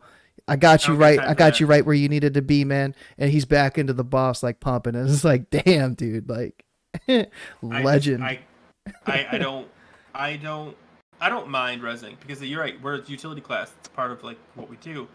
But when I'm as the feral and it's the most detrimental for me to do it, I would say because even man, I don't know. I would say probably I would go personally. I would go resto boomy feral, but you'd probably go resto feral boomy. It just But like depends for the feral, you know. when you, I mean, because like like I gotta maintain all these stupid dots, and like when they pull me away from my target, and I'm like hold on, Rip is at 4 seconds. I gotta make this quick. You know what I mean? And then you don't know where they are because you're in the mix. Whereas like a Boomy, he might see like the resto die off to the side and be like, okay, I'll rest him really quick. Whereas, especially in a fight where like you're in the middle and everyone's spread around you, I have no idea. And then you're like, ping the map. They're like, what's that mean? You're like, never mind. I'll But just run around in a circle. Feral does have prio for battle res in phase transitions, right? So like Memoron, For sure. even when there's a phase transition, it's like okay, 100%. like yeah, Use that now. Like get it 100%. out of the way And, so that they don't have to shift so, out and all that stuff. Yeah, right, and save yours because yours is more convenient anyway. Like use it when it's super easy for the feral because they're not doing anything anyway, and then save it for like the chaos when you need like the resto to do it. 100% agree. Okay. And like even like Freya, like when someone dies on Freya, I don't care. I don't even get. I don't 100% get how to parse on that fight either, because like, do the ads count? Yeah, you have to be the one doing most of the AoE. Like I feel like that's one of those rare instances where it's like you want to have a 20-man raid for Freya to parse because you are able to do more of the damage. So it's like Eye of Eternity, where less people actually makes you better. Yeah, I feel but like for a different reason this way. Yeah, because people are like, even in our raid group, we're not like a heavy parsing raid, and people are like, yo, if only like could we ask some people to not do some AoE next week so I can do more AoE damage? It's like okay. No, like I think we were talking about this. Like if you want to parse on Vestix, you just have someone take the thing and keep healing him, because I mean you're experiencing this. The what's it called? Animus. The Animus doesn't pop up when you need it to. You always have a minute left. So if you at least keep healing Vestix, it gives your DPS something to do to keep pumping and pumping and pumping. So that's how you parse on Vestix. Well, that one I thought like once you get to 5%, it cuts off, and then once the Animus spawns, it cuts back on. Oh, really? Yeah. So like if you look at the logs, it'll have like a purple bar on the log, and that purple bar is like once you've got Vesex to 5%, that gap, and so that gap is excluded. Agree with table. I would also add Hodier to that. On Hodier, because Boomies can absolutely pump. Well, yeah, but also Boomies can absolutely pump, and Ferals they can do damage, but like your BR is more valuable than their BR because their damage is more important on that particular fight. We did Hodier on 25 man in like one. God, we did such a fast one. It was like over before I even realized. Hold on, I'm gonna look because I was really proud of us. Well, speaking of 138, Hodier, we did it in 138. Our mage did just under 31,000 DPS on Hodier. Destroyed the meter, dude. Our mage did 24,000, and I was like, good for him. And now I'm like, sorry buddy, you're garbage. Well, he got a 99. That means the mages on Hodier in the 99 percentile range anywhere from apparently 24,000 all the way up into the 30s. That's how few people are up in that range. Yeah, that's crazy. When you get there, you get there. It's sick. Here's a so we have a Shadow Priest that pumps on that fight. He got a 20,676 parsed to 97. Like, yeah. Bro, I did 20k. Cool. It's an orange. It's an orange, bro. Like you can't even get excited about it. Yeah. That sucks. Our 3 mages actually were top this week. 31,000, 23,500, and 22. I did 17,500 on this one, but I've had 20k plus. Our 2 Boomies got a 97.95, and they were 3rd and 4th, and they did 19.9 and 18.8. Yeah, which is still really, really good. Like good on them for pumping. And then we had one of our priests go shadow. Okay, that makes sense. Like one of our healers go shadow because we had 2 shadow priests, 3 shadow priests. What? I was not paying attention. Scotty has pumped before, but this week he had like 13,000. That's pretty good. But yeah, like Scotty's been up there like 20k ish. I was at 10.5, and that is equivalent to a 91. So let's see what Table did. Table had 12.5. I think for a melee, you have to be able to get in the beam, and if your tank hates you, you're never gonna parse on that fight.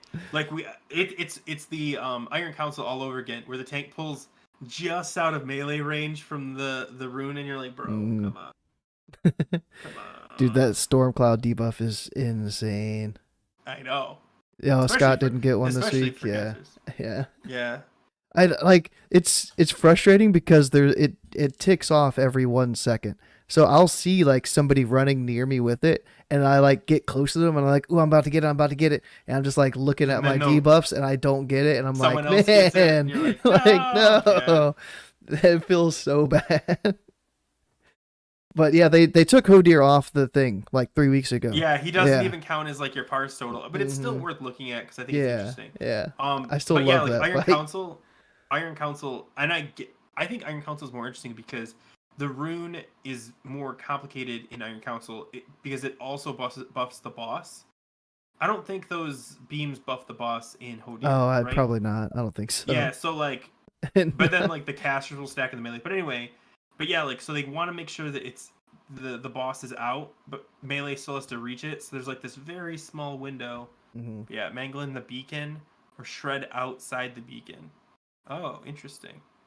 Mm. How's have to choose between having a beacon or being able to shred?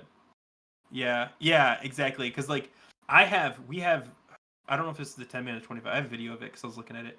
We have a tank that loves to not give a shit about ferals and just like he'll stand in the rune and he's like, it's close enough, right? And I'm like, I hate you, bro. I hate you.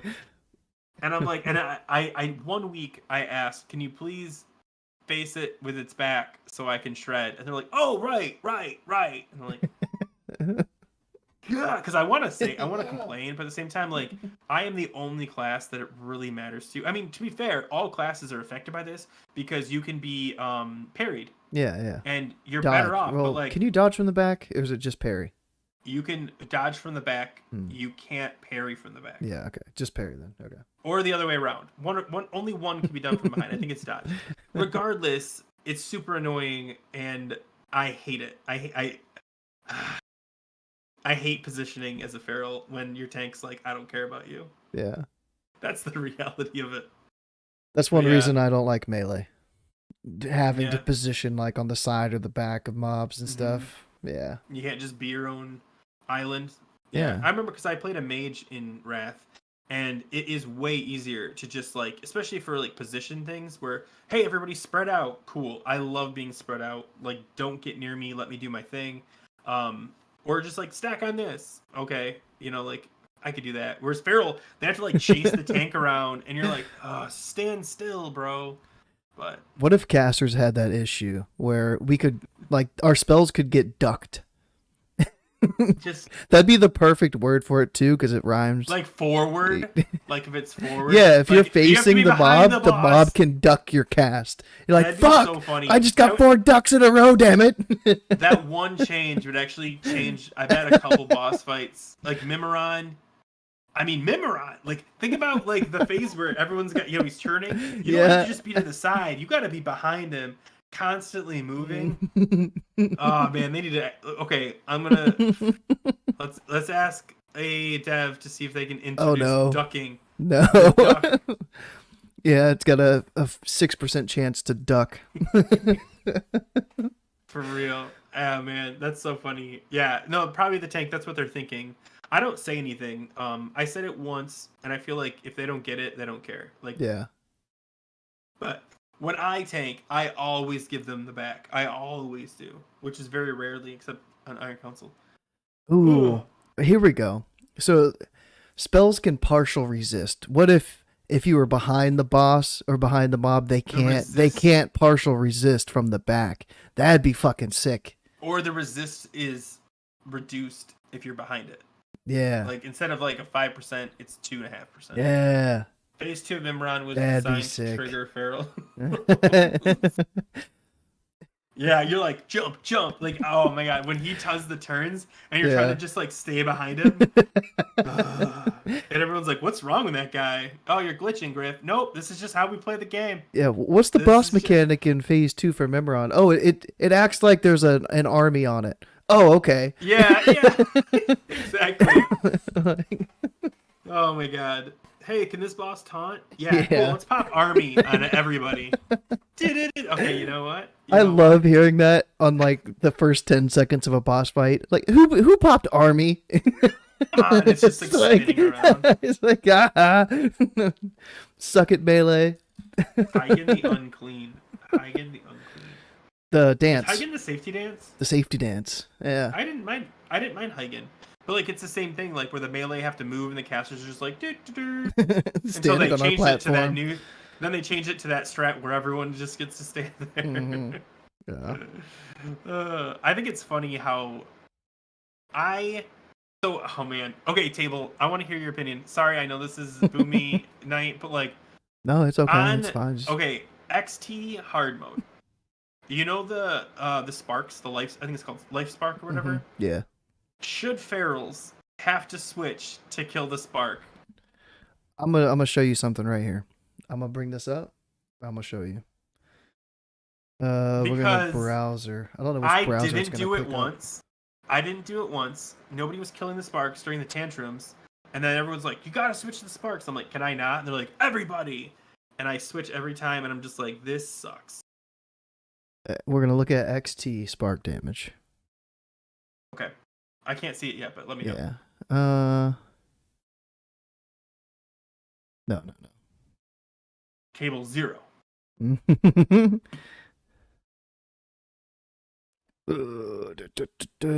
No, he's not 0. But yeah, I'll let it take a second Rogues, for it I see to Rogue come up switch, there. though. I see Rogue switch. That's what I'm saying, though. Like, why aren't casters... You see Rogue switch? I wish our Rogue would super well switch. equipped? Super well I wish equipped Mincy to would do that. some spark damage, dude. Holy shit. All right, so just do enemies. Oh, I'm way behind you. Yeah, Probably yeah, know yeah. this. It's Never sitting mind. there, yeah. All right, let's see who does it. Life Spark. Number 1, you, Grats, bro. Every week, bro. And I'm the spark Table commander. is doing damage to it. Look at the rogue. Mincy is not. And honestly, like Mincy has the right idea. People that have combo points that are targeted on a specific NPC, Mhm. it's so stupid to have them switch to kill a mob that most people, if they do one Wrath, one Starfire, or whatever, and like 5 people do it, it dies instantly. Yeah. So it's so frustrating. I like to time my bear weaves to hit sparks with bear abilities so I don't drop combo points. Yeah, that's actually not a bad idea. What I was doing was I would always try to finish when I knew a spark was coming. I would try to use my SR, or sorry, make sure my rips up, and then get my SR off the spark, even if it's only like 1 or 2 combo points. But sometimes everyone would choose to kill that spark that time, and I wouldn't even get 1 combo point. And as soon as I put a combo point on that, anything I had on XT is gone. It's just let us ferals and rogues, Yeah. equal opportunity. Just ignore the sparks and let us pump. Mhm. Let us. I'm just gonna do it. I'm just gonna see what happens. Yeah, table called it his Mincy's damage was Blade Fury. But yeah, I don't know what other class is supposed to do damage to the sparks. I just know that I hard switch to it every spark, and we still it's just constantly tab free, right? It's just yeah, tab. yeah. We always have we constantly have 2 sparks up, and it's just like Oh, really? draining our healer's mana.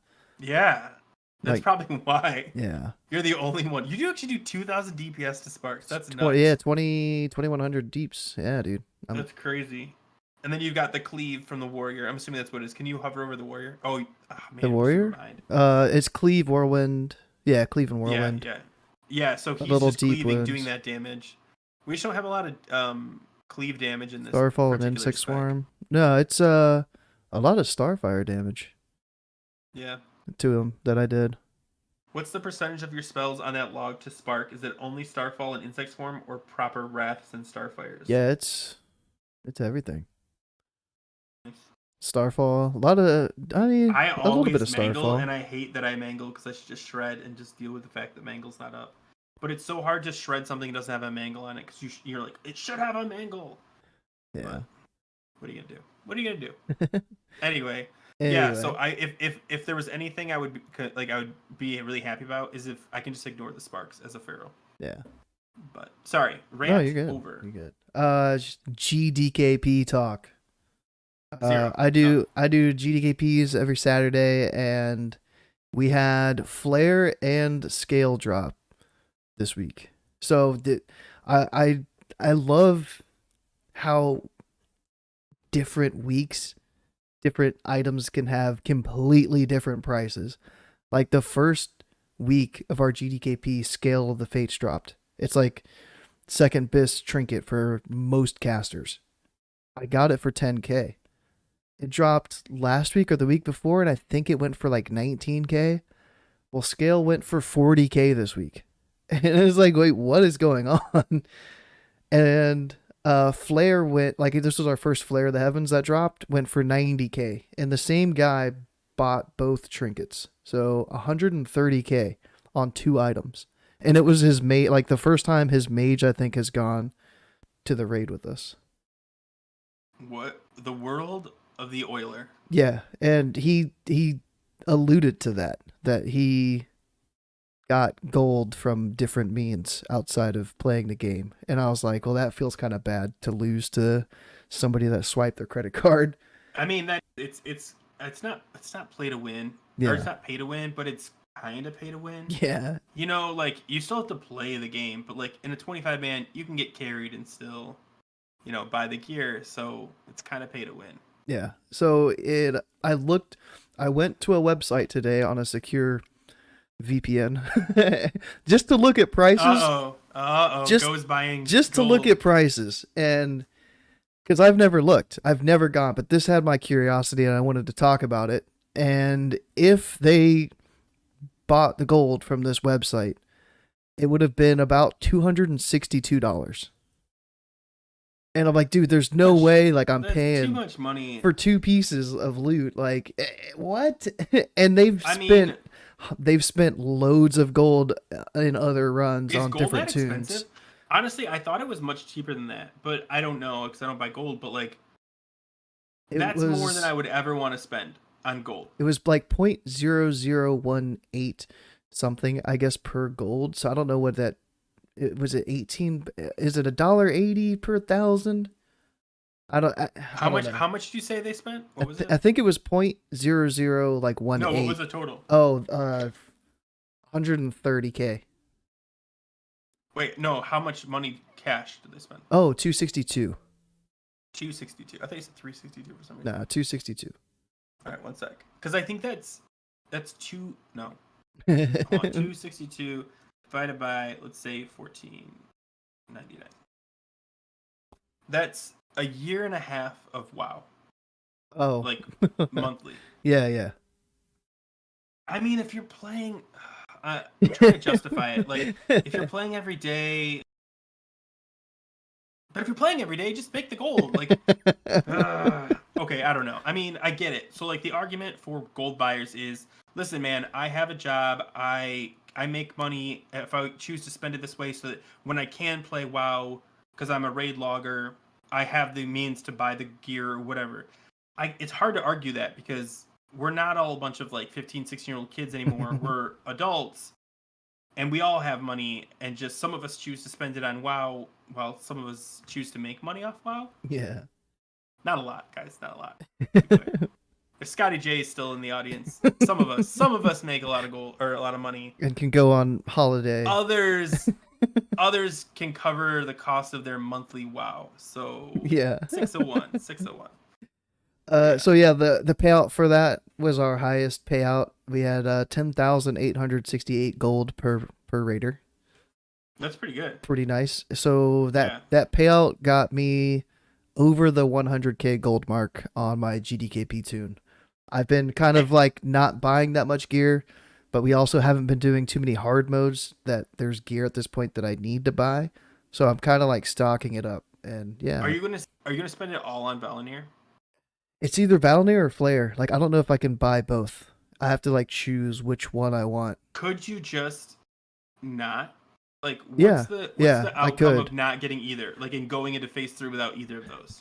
Like, I've been thinking about that too. It's like, how much would a weapon go for next phase? Like, how much gold would I save if I waited and bought like the first main hand or first even staff? If it's like the minorest upgrade above Valinir. Like, if you're talking like, you know, not like the Bis weapon, but I think there's only like the Bis is better than Valinir next phase, but there's like there's a staff or a main hand, I think, that are okay. Maybe the staff is kind of equal to it, with Valnir plus offhand. Staff might be equal, and then We'll like talk about it in the video next week. So main hand offhand. It's like, is the main hand gonna go for 150k? No, I doubt it. No, it's gonna go for. The color is purple. And that is honestly one of the biggest factors. Yeah. We had a rogue 252 best in slot weapon go for 2k because there was nobody to bid against the rogue, and Mincy was like crawling in his skin. Some people will upbid just to make that person pay a fair market price for it. Yeah, so we don't. Then you run the risk of buying something you don't need. Yeah, we don't really like allow that stuff. Like people that aren't on the token can't bid up the like another player's token. You know what I mean? Oh, interesting. Yeah. And you say you got the gold, you do the thing. But we're gonna raise the minimum bid for some of the things because it was 2k, and if there's no competition, somebody gets like their BIS for 2k, it's like that feels bad for everybody else. Yeah, that feels worse. You know what I mean? Yeah. Like I'd rather someone lose out. I know that sounds horrible, but like I'm there for gold. I don't care about you.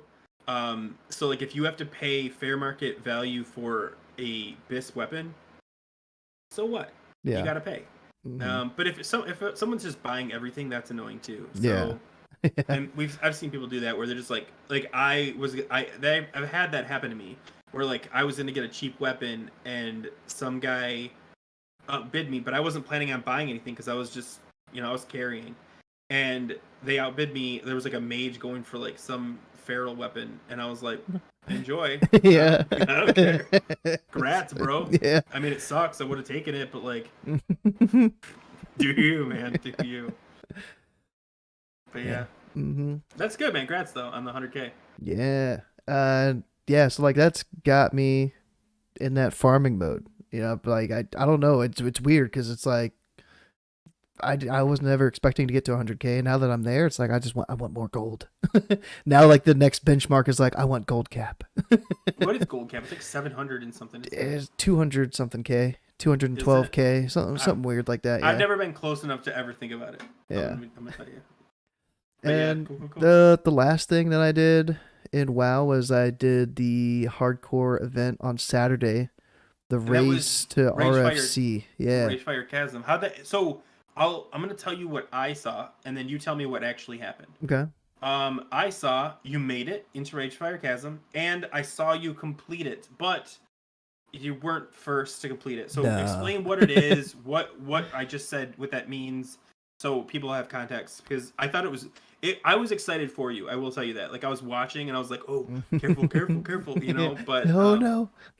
I don't regret not playing it because I don't want to play Ragefire Chasm. It's like my least favorite. It's so boring. I've played it so many times. But go ahead. Yeah, let me pull up the website here really quick. Nice. It's a questionable link. It's hardcoreallstars.com. Like when I typed it in, I was like, was this a troll? Like, am I gonna pull up something like bad? But foreign site. Yeah. I mean, because that's a lot of keywords there. Duo with browser capture. Cool. That should have it. Okay. I need to edit it. I don't like having the top up there. Okay. Well, this is just like the events that they have that are coming up. So we did Ragefire Chasm on Saturday, and then there's World Tour every other week. And Table Slam is in the World Tour group. That's like a whole separate thing. It's like you have a 6-person roster. Only 5 people go into the dungeons, but they've been doing like 4 dungeons at a time. And it's like a race to do all 4 dungeons the fastest with your team. The one that I did, Race to Ragefire, was we had 4 hours to level, and you level separately. It's hardcore. If you die, you have to delete your tune, create another one. And it was between levels 10 and 12 that you had to be. So like no level 13s, no level 9s, nothing like that. You could do professions if you had time. I did not have time, but there's some people that have this whole leveling shit down to like a science, and they were like level 12 with like 99% of the level done. So like the first mob or two in RFC, they dinged 13. And they also had like their profession. They had like mines from engineering. It's like, how did you have enough time to go around and sit there and mine like ore and go to the trainer? And but how? Like Great question. I struggled to get to level 10 in the 4 hours. And I felt like I was pumping. I was sitting there like going around doing my quest, doing everything. I got bear form because I did it druid, Right. of course, and I was like looking at Well, you have to the do the bear form quest then, right? yeah, I did the So bear like you form actually had quest. to you Yeah, had to go out of your way to get bear form. yeah, yeah. Yeah.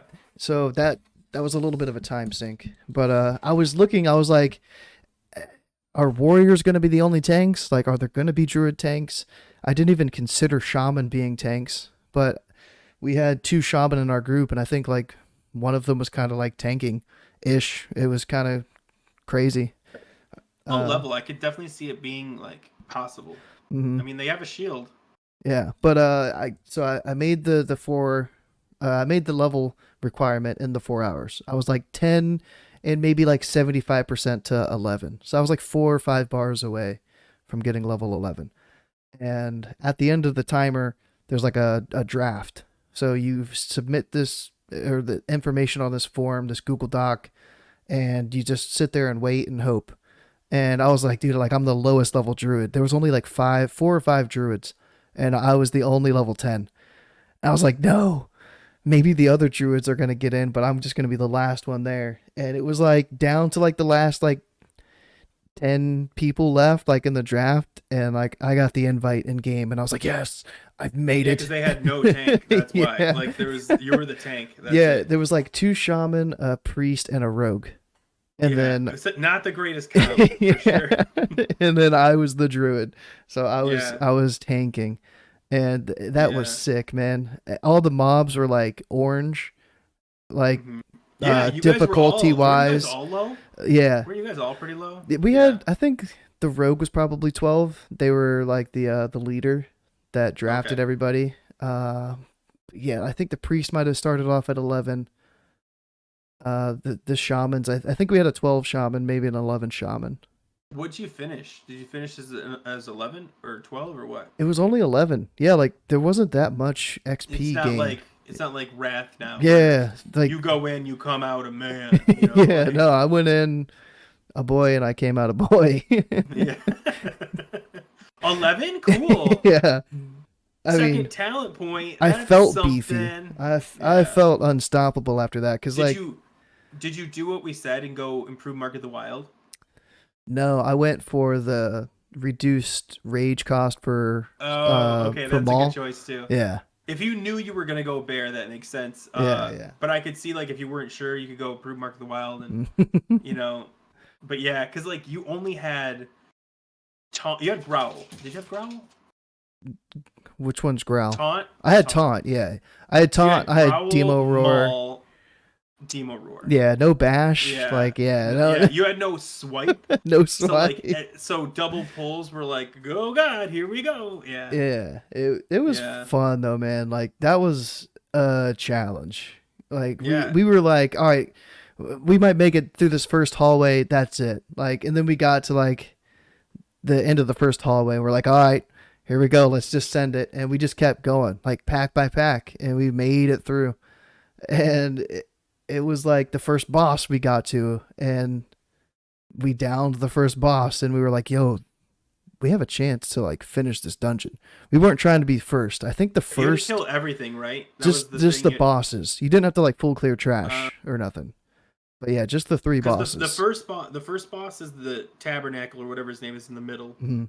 I don't know their real names. And then there's one up the ramp, Tabernacle. and there's like two. One's a named mob, and the other one's an actual boss. Mhm. Yeah. Okay. Yeah, so we had to kill those three. Yeah. That's not bad. And The bosses seemed easy, to be honest with you. they weren't terrible. There was Compared to the trash. one that had like dots that was putting on, and those dots were ticking pretty hard. It was one of like the last the two. caster. The Yeah. caster maybe. I Mhm. don't remember. Because I watched it for a bit, and I was like, "Come on, come on!" Like it sucks because what I like about it is you are, and this isn't just you. everyone has the most limited amount of spells and abilities. Yeah. Like you have like boilerplate just enough to barely do your to do your job. Whereas, you look now and you almost have too many buttons towards the end, and it's crazy because like rogues can't do all the cool things that rogues are kind of notorious for. Like, oh, they could just vanish. No, they can't. Not yet. Yeah. At like 16, they get vanished. I actually don't know. Shaman. Oh man, shaman, elemental totem, pop it. We'll just have that thing tank. No, they don't. They don't have fire elemental yet. They don't have ground. They don't have rock, earth elemental. Mhm. So yeah, like no, they don't have any of that stuff. They have like bark or like the stone totem that that increase the armor, and maybe a fire totem, and that's what you get. You get those two totems. Yeah. Which I think is hilarious because like that's kind of cool. It's kind of cool that you're like restricted like that. But yeah, I Hmm. don't know. Did you at the end of the day, would you do it again? Uh, so the next one, let me pull it back up. Browser. Wailing Caverns, April 9th or 8th or something like April that. 8th. Yep, Saturday, April 8th, 9 a.m. Pacific is the race to Wailing Caverns. So I will, I'll probably do that. I don't know. It depends because the leveling requirement, time restriction is so hard, man. Like you have Well, to that's what I'm practice saying. that. What are they? What are you getting to? Because like I was thinking about that. Like Wailing Caverns is 16, 17, higher than that maybe. Yeah, what they would probably cap it. I'm guessing they're gonna cap it pretty low too. Like it probably like 14. They got to give you more time. They want it to be hard though. Like if we were going into RFC, super under like level 12 Yeah. max for RFC. I wonder what they'll make the max for Wailing Caverns then. Because not only is Wailing Caverns a harder one, it's huge. Yeah, It's huge. Oh my gosh. yeah. But so Good yeah, luck. I might do it. I don't know. We'll see. Because it's kind of like got me in this weird spot. Because the first one, this was the third one I think I did. The first RFC, I was leveling, and then I was on the Warcraft Reloaded show with Blazing Bob and Mel, and I couldn't like level hardcore, try to do that, and like be on the show at the same time. So like I got to level 10, and then like I stopped. And the next one was the one that you did as well, Race to Dead Mines, and that one it was Both just fell like, short. yeah, we fell short, and that was 6 hours. We had 6 hours to level, so to play the game for 6 hours and like get nothing from it, you know what I Nothing. mean? Like Yeah. there was just no no reward at the end of that tunnel, and that felt Dang. really bad. Oh, how was camping and stuff? Camping. Like griefing. Oh, there was, yeah, no griefing. So they did a different thing this time. They picked a random server. It wasn't just like the normal allocated. This is the hardcore Yeah. server. It was on Azure Song on Classic Era. Perfect. So So yeah, that way there was nobody sitting there at level hopefully, 60 yeah. waiting to Hmm. yeah. Yeah, That's that one I wasn't think that was bad. a smart change. That was a smart change Yeah. for sure. So But yeah, if are it you gonna do Wailing seemed if Caverns? it seems doable, if I feel like, because I mean, like now I kind of know it's like I was pretty steady. I felt like maybe I Yeah, you could just have switched a couple things, but I'd like argue druids are one of the worst early classes for leveling. yeah, so it's Like like they have maybe they have stuff, but they're so mana dependent. like level 11 in 4 hours I could probably do. So it's Yeah. like and then it's just gonna take longer and longer each level from there. So like I don't know, Wailing Caverns. I Yeah, might I might sit you it switch out. to mage. You switch to mage and you're like, "Oh, this is so easy." Like honestly like fair or sorry, druids they're not I shouldn't say this cuz I died, but like no, I was a priest though. Wait, was I a priest? I think I was a priest. Like druids are hard to just die. Like they have a lot of escape buttons, things like that. Plus they could heal and they could do damage. Other classes they can get there faster, but you run into that like unkillable mentality, and then you just one get you get stunned or netted, and you're like and then you're dead. You know what I mean? So like there's a trade off for druid, but it's got to be slow in those first because like your spells don't hit as hard as like any other caster class. Hmm. And then when you go bear, it's not like you're a warrior. You're just a bear. It doesn't hit very hard either, and the grind is just so tough. And like you're Yeah. right, like all these people that play like hardcore, they know all the tricks, the shortcuts, The the log out skips. Yeah. yeah, It's like, what?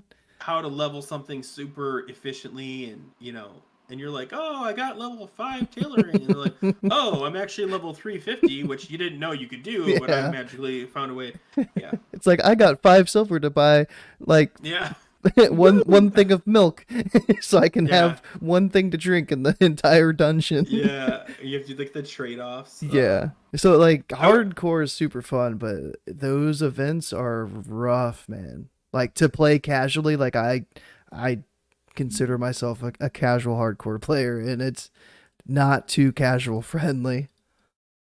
I'm in the same boat. Like I see the potential of like if you, especially because you play the same class repeatedly, you should start seeing like shortcuts and tricks and things like that. And I definitely think, and this is not a an endorsement, but like something like Rested XP that like really streamlines the process for you might be a big game changer. And I don't think you use it, right? Because I I know have Table uses before. it. Yeah. I know Table uses it, and I think you get level 1 to 10 free, right? Something like it might You even get be a 1 to starting zones 20. free. That might be the thing you need. Is just to get your streamline just a little, because like it's not like, oh, the quests. They show you efficient ways to order to do the quest. Yeah. So you don't like go run out to like think about like the you have to go out and do like that one quest area with like the I forgot what they're called. The little dude, the I don't like the boars. You have to kill the boars and you have to kill the dudes and kill like the leader, and then you have to pick up the Oh other yeah, quest yeah. up in like the cat. If Uh-huh. if you didn't know that well, you'd probably run Snarl out pine.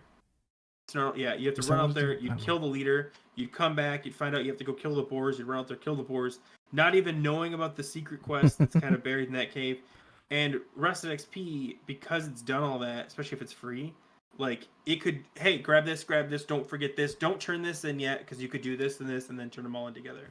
Yeah. And really, I think maybe that's the play, because It could be. everyone's doing it. Yeah, but if everybody's doing it, there's more competition doing that route.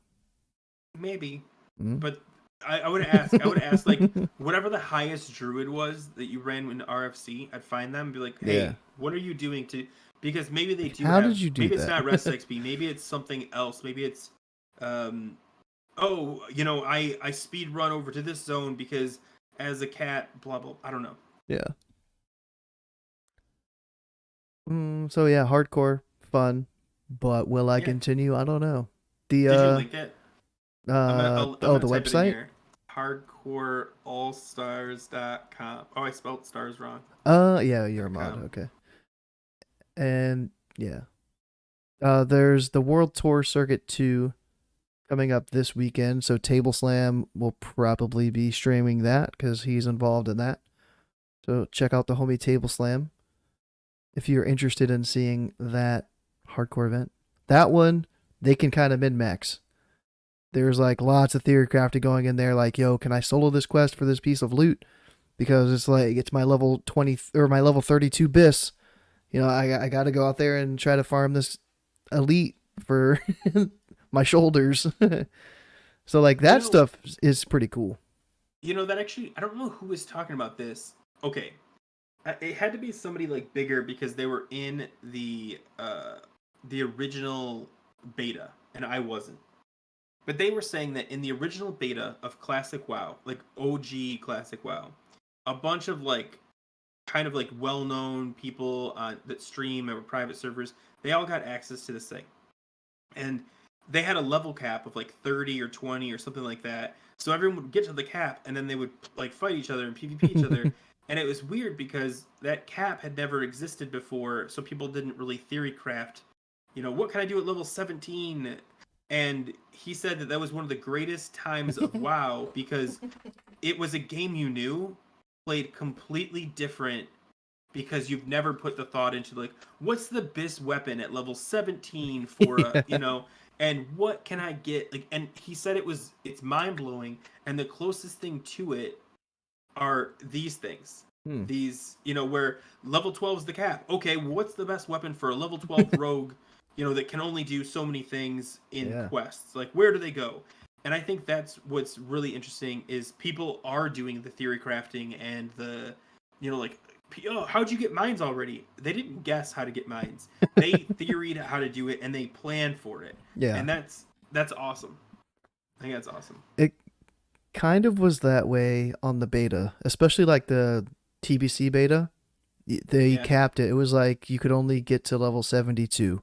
It was 70 to 72. You did all the, because they wanted you to do all the quests, like as many of the quests to test them to make sure that there weren't bugs in them.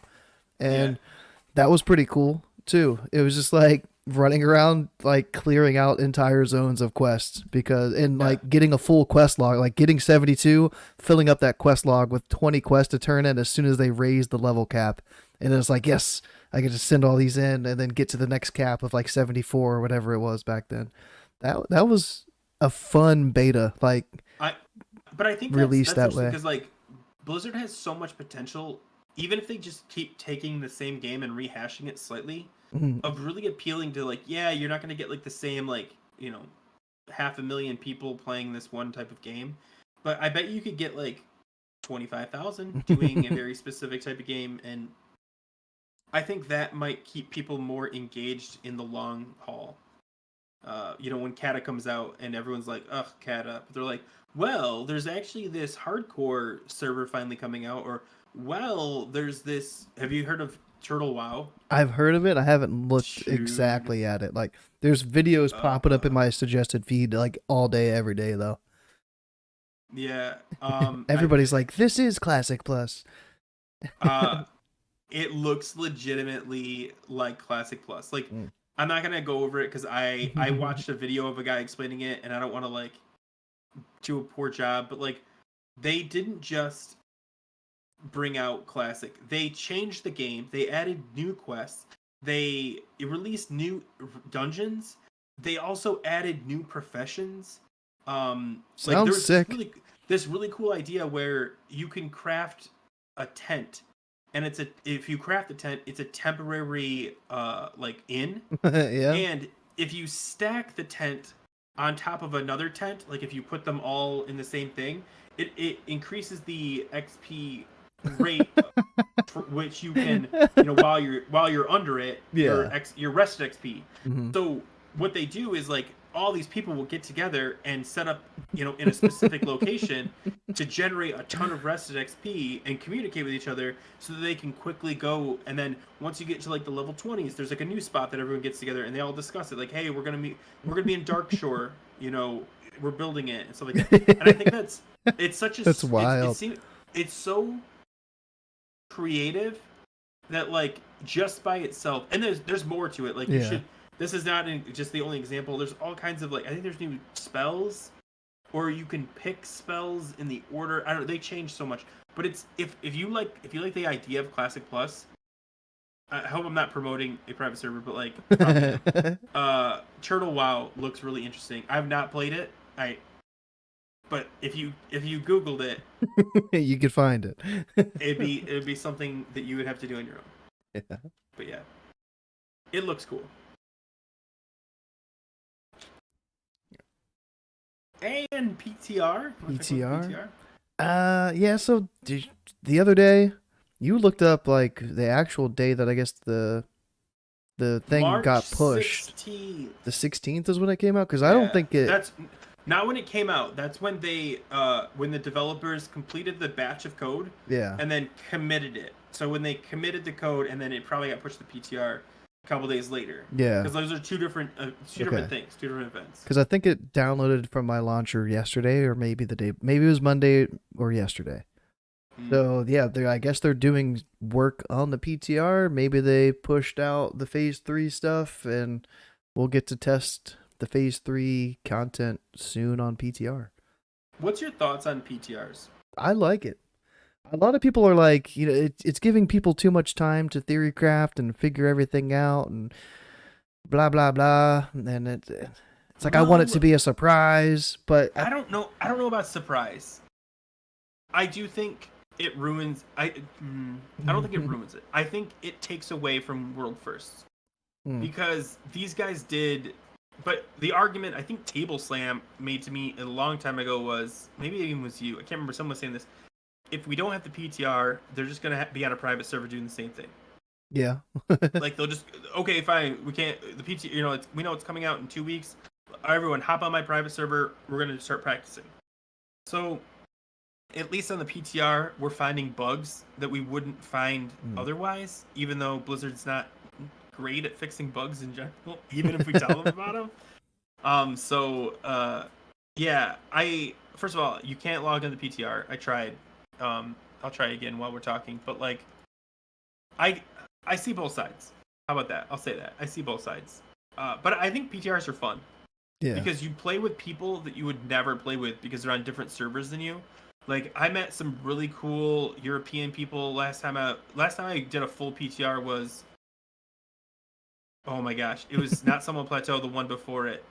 Black Temple, Hyjal? Black Temple. I did a Black Temple run with a bunch of European guys, and they were actually really cool. It was cool, like, meeting other people that played the game from a completely different area, server, all that good stuff.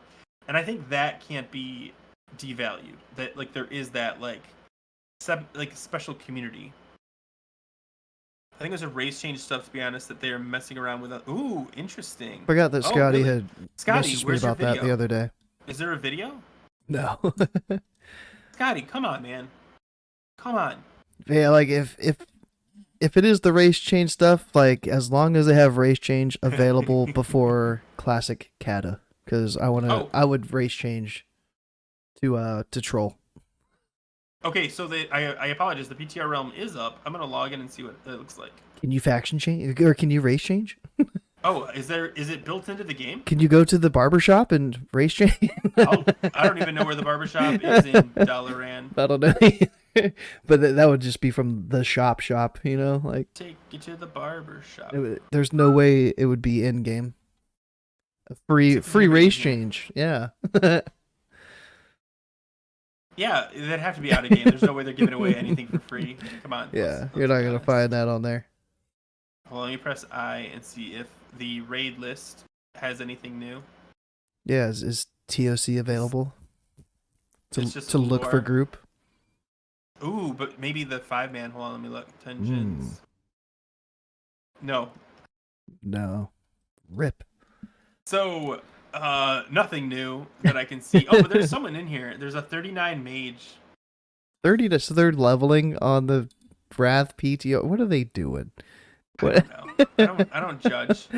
I am. I'll judge him. Yo, whisper him for me. Be like, yo, my friend Go is wondering what the hell you're doing at level 39. I honestly don't. Hold on, let me press N. I don't see anything different. I don't know. I can see if the price on the vendor for the gear and everything is the same. Oh yeah, that's a good idea. That was that leak. I can confirm the leak right now. Leak confirmation. I could be. You know what though? I hope what happens is that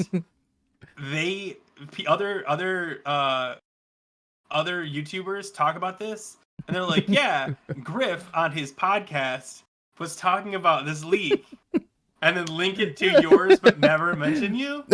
I think that would be hilarious and a bit karma centric. Sounds you guys like don't know what I'm talking about. Sounds like you've got some bitterness built up there. I just thought it was so funny. I honestly did not think about it until just now, but yeah, I thought it was hilarious. And they're like, "Yeah, go." I was like, "Bro, it was on my podcast. It was on my channel. Grif and Go podcast. My name comes first." Whatever. The Go and Grif podcast. That's what we should call it. We'll get more viewers. Huh. But yeah. It just doesn't have the same ring to it, dude. PTR got updated. It doesn't look like there's anything.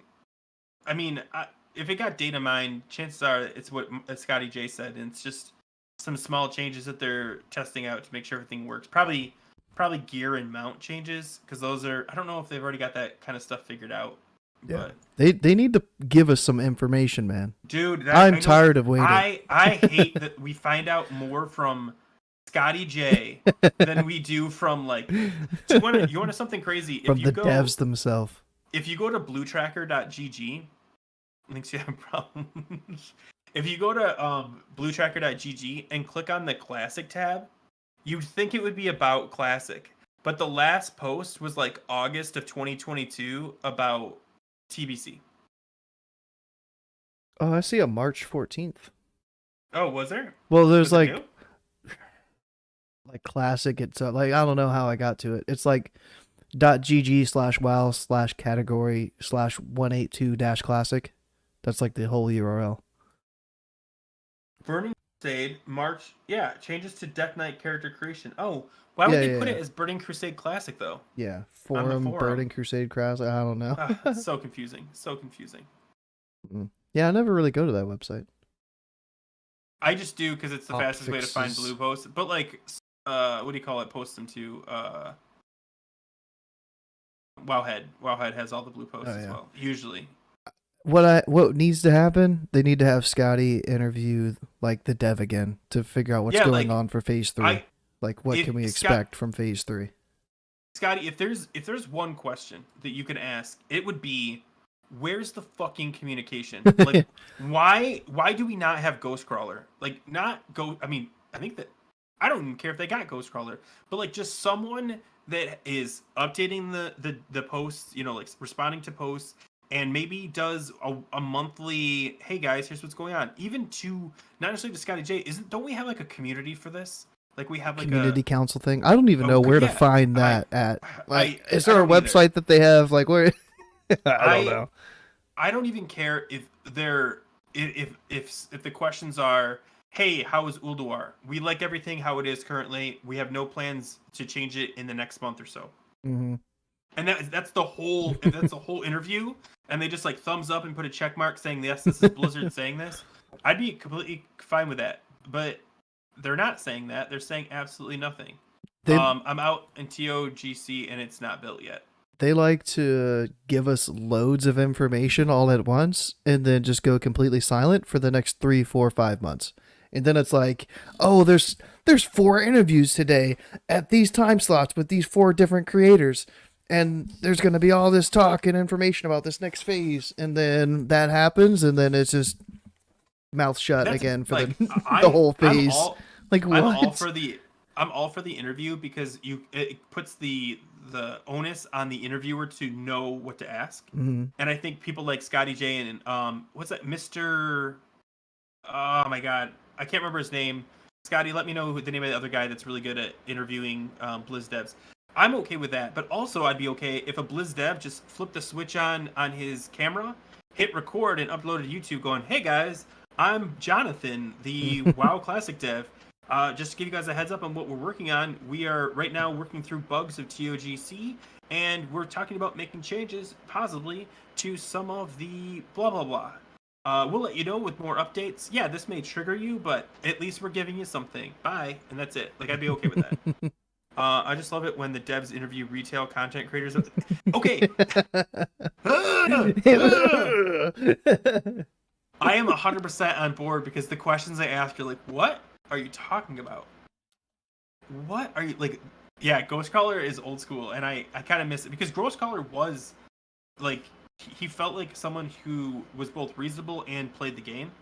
And I feel like the devs that were put on Classic are like, hey, listen, Jonathan, your performance review wasn't great, so we're going to go ahead and move you to the WoW Classic team. Don't worry if your productivity's down. We don't care. And I feel like that's Jonathan. Yeah. Yeah, so Dragonflight got a dev interview like yesterday. Yeah. Talking about their stuff. So like where's the Classic interview? You want to know the best interview I've seen so far recently was there's this really well informed guy named, I think his name's Hoyt.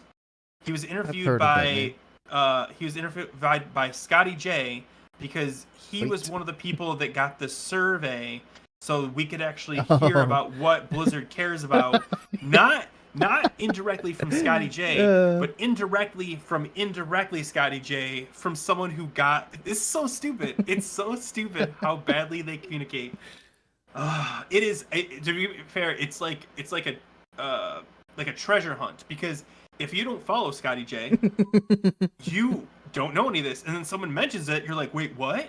You're like, no, I check the blue posts every day. I check Wowhead every. Oh, well, what you have to do is you have to follow Scotty J and happen to watch the right time for it, because unless you're like clicking the bell, come on, let's face it, nobody clicks the bell, then you probably missed that one. I mean, just do what I do or what I did and invite Scotty to your raid team, and yeah. So you're always in the loop. Yeah, just raid so, with like, him before every boss pull. You're like, Scotty, anything new on this one? Yeah, it's nonstop throughout our whole raid. Everybody's like, "Oh, Scott, what do you think about this, Scotty?" I hope they just push a phase. Like, this is the dream for me.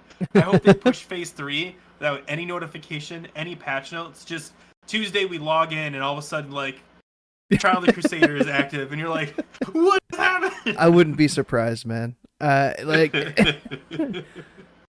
dude, but how? It would be so funny, but so insane at the same time. Like, I really feel like they would do that. They would just be like, "Yo, here's all of these changes. Old War's nerfed. Phase 3, there's no gear changes, no emblem changes. Ha, suck it. Just take forever to get your tier gear. Onyxia's not coming. Sorry, Onyxia's staying level 60. It's not getting updated." Like, I think I would love if they did just like the dumbest stuff like that. Like, yeah. Like, what if like what if they forget to mention Oni, and then everyone that knows that Oni's supposed to come out in phase 3 knows it's there, but like half the people are like unaware of the fact that there is a random boss in a random location. How do you get to Oni and Wrath? I actually don't know. It's the same. same. To trudge out there. It's the same thing, right? I know, but like, there's no portal. Oh, I don't think there's ever a portal. Like Horde, you just go to Thunderbluff and fly there. Alliance, you have to get the Theramore portal.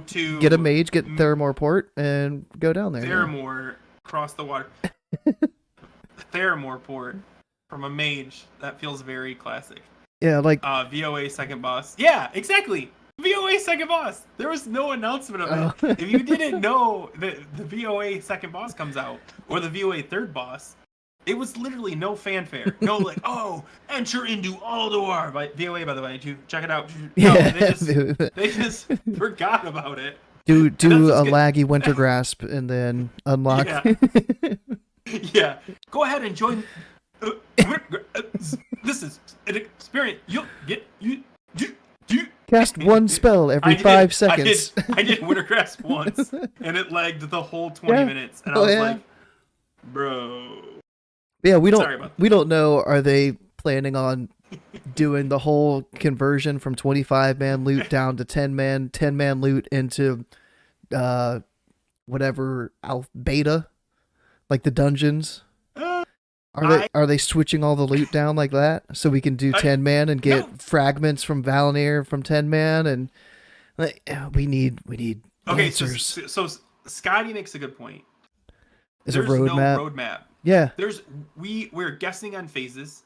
Like, because if you remember, and I'm pretty sure this is correct, we don't even 100% know if do they post like a phase breakdown, or do people just kind of guess what it is? I think they had one for TBC, but they didn't do that for Wrath. I don't think they did one for Wrath, because people don't even know if Emerald Dream Ruby Sanctum comes out with ICC as its own thing. Is it more of like a forget? Like, nobody knows. We're not, but not even that, but like, phase 3's coming. We have no idea what. We know nothing. We literally know nothing. We speculate all day. Yeah, they never had one for, that's what I thought. They never did one for Wrath. So we don't even, for all we know, Oni doesn't come out till phase 4, or maybe it comes out as its own phase in between 2 and 3 as a kind of like gate, a smooth transition in. We don't know. Maybe they skip trial and go straight to ICC. So I don't know. The only thing that they have released is they said that they're not gonna have 4 lockouts. You have to do either heroic or normal. What if they revert on that? Oh no, they did confirm it in a blue post. What if they revert on that and they're like, oh well, after further investigation internally, we've decided that we're gonna allow the 4 lockouts. Didn't they bring that girl in? I don't know her name. You know who I'm talking about. She's the only girl in WoW. Didn't they bring her in specifically for Classic WoW? Oh yeah, like the lead, right? That you're talking about? Yeah. I can't think of her name right now. I don't even. He did a video on her. I think he might have taken it down. Was it negative? No, it wasn't. He like fake interviewed her. Oh man. Oh, I did see that. It was a great video, man. I was like, yo, he really did this. What I don't get is if they brought someone in specifically to oversee it, and they gave her not just like oversight, but they also gave her FaceTime on like the Blizzard announcements and stuff. Then where is she? Like, why isn't she saying like, listen, guys, saying stuff? Yeah, we literally have a person whose face we recognize, like Ian Hizakasta. Did I get his name right? Hikasta, something like that. Like, yeah, like we know him, and when we see him, we trust what he says. When they have a dev talk, I'm like, I don't know, man. Which halves the amount of tier tokens? Do you realize that it's physically impossible for a full raid to achieve 25 heroic 4-piece for a raid team? Yeah, that's what I mean, though. Holly Longdale, there it is. Sorry. Thank you. I was looking it up. I couldn't find it. But that's the thing. Like, we speculate all the time, but we would like to have an idea of, because like Scotty J brings up a good point. Is there a solution to that? Is that just how it is?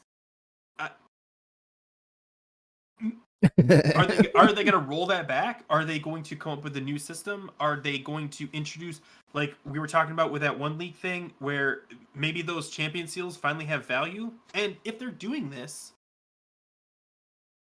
do you remember the eye level thing? They were gonna lower eye levels, and there was community discussion, and they decided to raise them instead. No nerfs.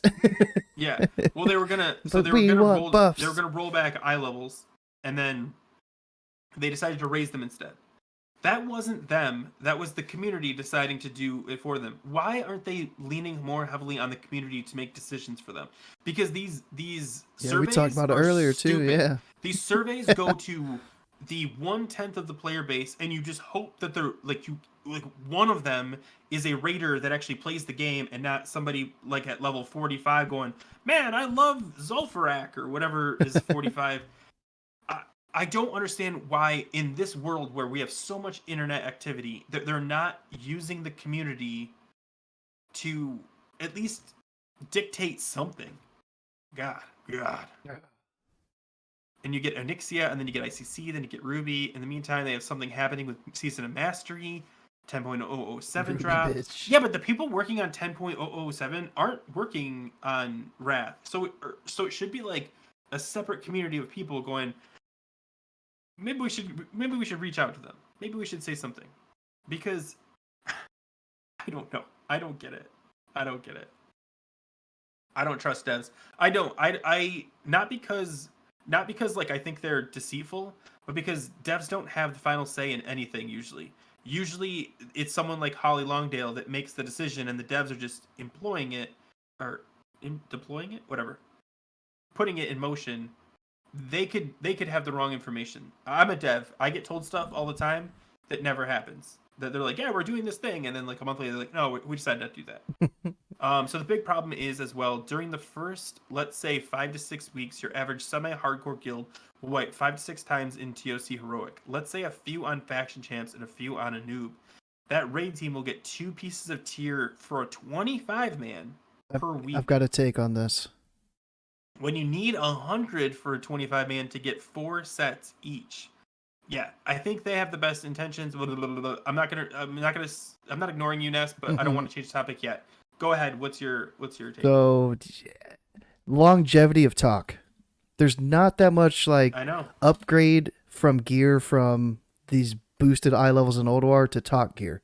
So by extending the length of time it takes to get all of this tier gear isn't a bad thing. You're gonna it's keeping you in talk week to week, so that you're not just getting all of your raid team's tier in the first 2 months of raiding. You have to Yeah, raid for 3-4 months to get everybody their tier gear.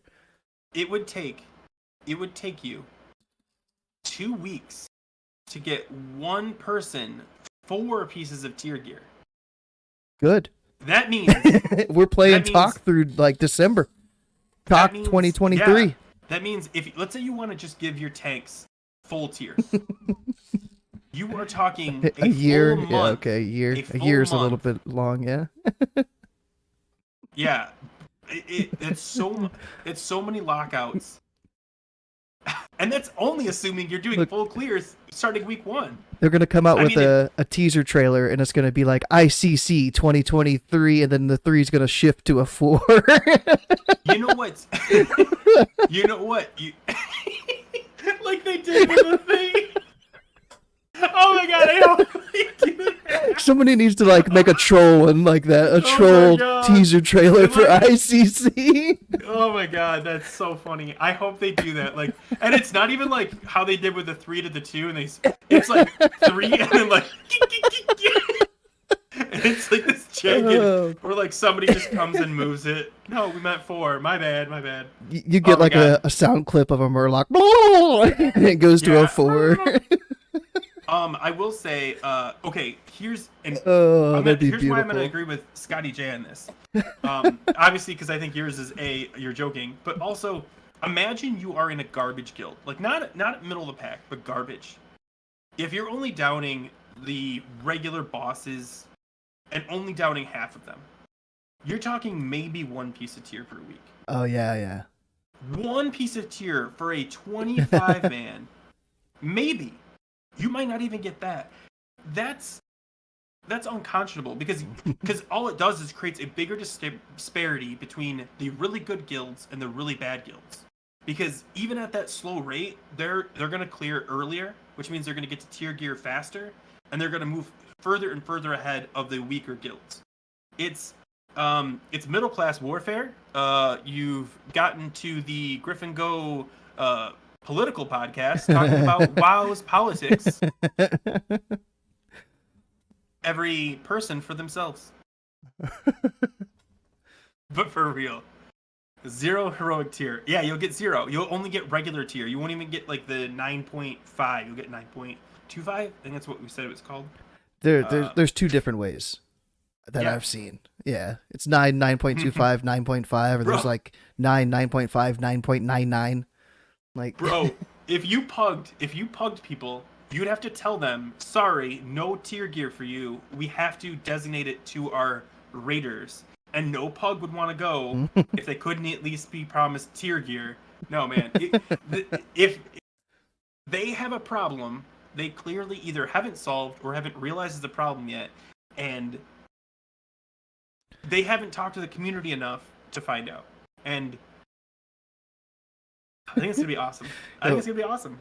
For loot list, like the guild that I'm in, you put like your tier helm top, and then your shoulder second, and then somebody else put like legs top. So then it's like, yeah, you got the helm first, but then like you're behind somebody on the legs. Dude, tier.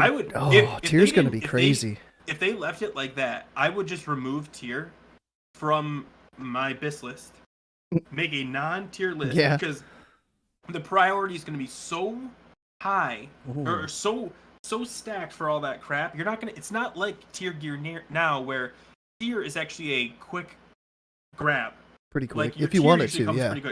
You can get it. And then the hard to get pieces are like, your trinkets and things like that. Whereas now the tier gear is going to be harder to get. I know. It was an example, Scott. It was an example. But it's. I get the token for my helm. Somebody else wanted the token for their legs, and then I got a token.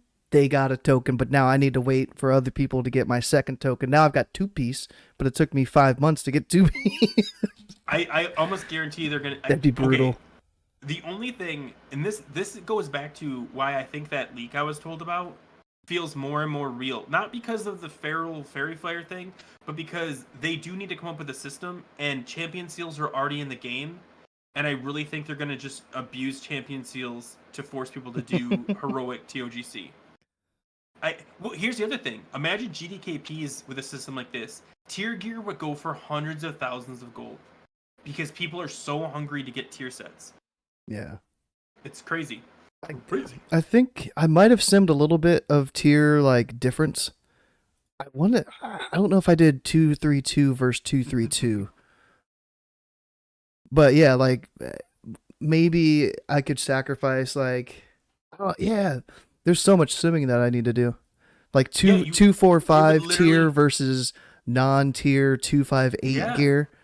Like wear which clown is going to suits. be Everyone better. would be wearing like your clown suits where there's no Yeah. tier and it's all just mismatch hodgepodge. Mhm. And honestly, here's the crazy thing. It would be kind of interesting if they made that kind of shakeup because it would change sims. It would change BIS lists. Not necessarily BIS lists, but like it would change priority lists. Like, oh yeah, go for that. But tier gear is going to take you 6 weeks. Yeah. You know, you're 6 weeks away from one piece of tier. From one piece. Oh my god. One piece of tier. You're gonna beef up your tanks, or you're like a healer for ICC at that point, right? You're just gonna prio tank if it's BIS for them. Prio them your tier gear first. Do the tokens give tier gear? Oh, but it's not heroic tier gear; it's regular tier gear. Yeah, I think you double Noah. You just double the token drop. You'd either increase it or give it a second source of. And that would be an easy solution. 5. Yeah, they got to do something. Yeah. There needs to be a change. So we just need to figure out what their change is. I think the individual heroic boss makes more sense for the weaker guilds that can't get past boss 2 or boss. Like if I remember correctly, the hardest fight was twins. Correct me if I'm wrong, Scotty. It's been a long time since I played it. But the twins was the only fight where like the mechanics were like heavily complicated. Or at least for some people, like they struggled. So like if you can't get past twins, at least you can get tier on the beasts or whatever they're called, the first one. Mm-hmm. So that way, as long as you're killing heroic bosses, yeah, exactly. You can, and if they make it the toggle switch with heroic, where you can turn off heroic for certain boss fights and turn it on for others, that would make it interesting too. Because then you're right, like okay, we know we can down this boss on heroic. Let's turn it on and get a tier piece, and not be stuck. As long as you don't want can to pass up the opportunity for tier. If you could get 258 tier from 10 mans, yeah, to encourage people to do 10 mans. I don't know. Maybe the final boss drops 1. I don't remember. But what did you want to? Like you could. What did you want to talk about next week? It's kind of about this, right? Like loot and stuff like that. Yeah. So next week we're gonna be talking about. We're both gonna go into our own little corners, and we're gonna talk about how well Phase 2 gear holds up going into Phase 3. So yes, there's going to be BIS pieces like that. They're in Phase 2. They're gonna stay BIS pieces in Phase 3. Especially for certain classes, but there are also pieces that if you are not able to get heroic loot, they hold up right up until heroic. They outpace even your regular 25-man gear and hold on. And so what we're gonna do is we're gonna go to our separate corners, look for our BIS pieces that we want to keep from Phase 2 to Phase 3, but also look for those pieces that have the most longevity. For Ferals, I'm just gonna give you a hint. Our bracers are one of them. They aren't BIS, but they are very close to BIS, so that you want to try to prioritize, especially if you're wearing Fluxing Energy, you want to switch to the Solar Bindings, because Fluxing Energy loses its value further into the tier, whereas Solar Bindings, they hold up all the way to Heroic 25-man. When you get the Heroic 25-man bracers, yeah, you replace them, but that is a long ways away, especially if they don't fix the token system, because then everyone's fighting for non-token pieces, and who knows? I don't know. Yeah, so that'll be next week. I'll be doing loads of simming for some of the stuff for sure. But yeah, the spoiler for Boomy, like I said at the start of the show, for people that weren't here the entire 2.5 hours, almost 3 hours, Boomy's want Flare, the ring consecutive band, I think is what it's called. I spaced off the top of my head. 252 ring off Memron, and possibly the 252 gloves. Maybe. Yeah. But we have Mjolnir, Brand Signet, and that might be it. Yeah, there's not many pieces. Everything else just they get tiny little upgrades. Yeah, the heroic only is really, and that's the thing. That's another point is like, if you are in Ulduar, sorry, I'm dragging this on. If you're in Ulduar and you're getting all this gear, when you go into 25-man TOGC, the only upgrades for a lot of your pieces are going to be heroic. So doing the regular just to like prepare isn't going to gear you up that much because you're already that level geared. I just got conductive seal. Well, how dare you? I'm finding out which one it is. I've got two different answers, conductive and... Oh, wait, they both say conductive. Somebody edited their thing? I swear. Yeah. Thanks, Scotty. Appreciate it, buddy. Scotty. Thanks, bro. Yeah. Yeah, and check out next week where we're going to be probably talking... If you guys had noticed, we're slowly trying to move into Phase 3 talk because even though it's not out yet, it's what we should be preparing for, and there is a lot there. Yeah, so we're getting it started now. So there's the link to Grif's YouTube. We'll be there next week. Same time, same place. Same time, different place. Fuck. Same time, different place. 6 p.m. Less cursing over there. Here we can say shit, piss, fuck, cunt, cocksucker, motherfucker, just fart, turd, and twat. Over there we can only say SPTQC. I was gonna give the rant from National Lampoon's Christmas Vacation, where he does the long string. I did. Cheap lying, no good, rotten, four-flushing, low-life, snake-licking, dirty, inbred, overstuffed, dick, brainless, dickless, heartless, badass sack of monkey shit he is. Hallelujah! Holy shit! Where's the Tylenol? Yeah. Yeah. Anyway, thanks for coming, guys. Thank you. I'm gonna close this out and then start up the stream again in like 5 minutes. I got a 10-man Ulduar, full clear, full hard modes, Algalon, all the good stuff. Fingers crossed for some loot from 10-man. GT, I got to get a hold of you sometime, man. Hopefully I can reach out to you and have you on sometime, like in 2 weeks.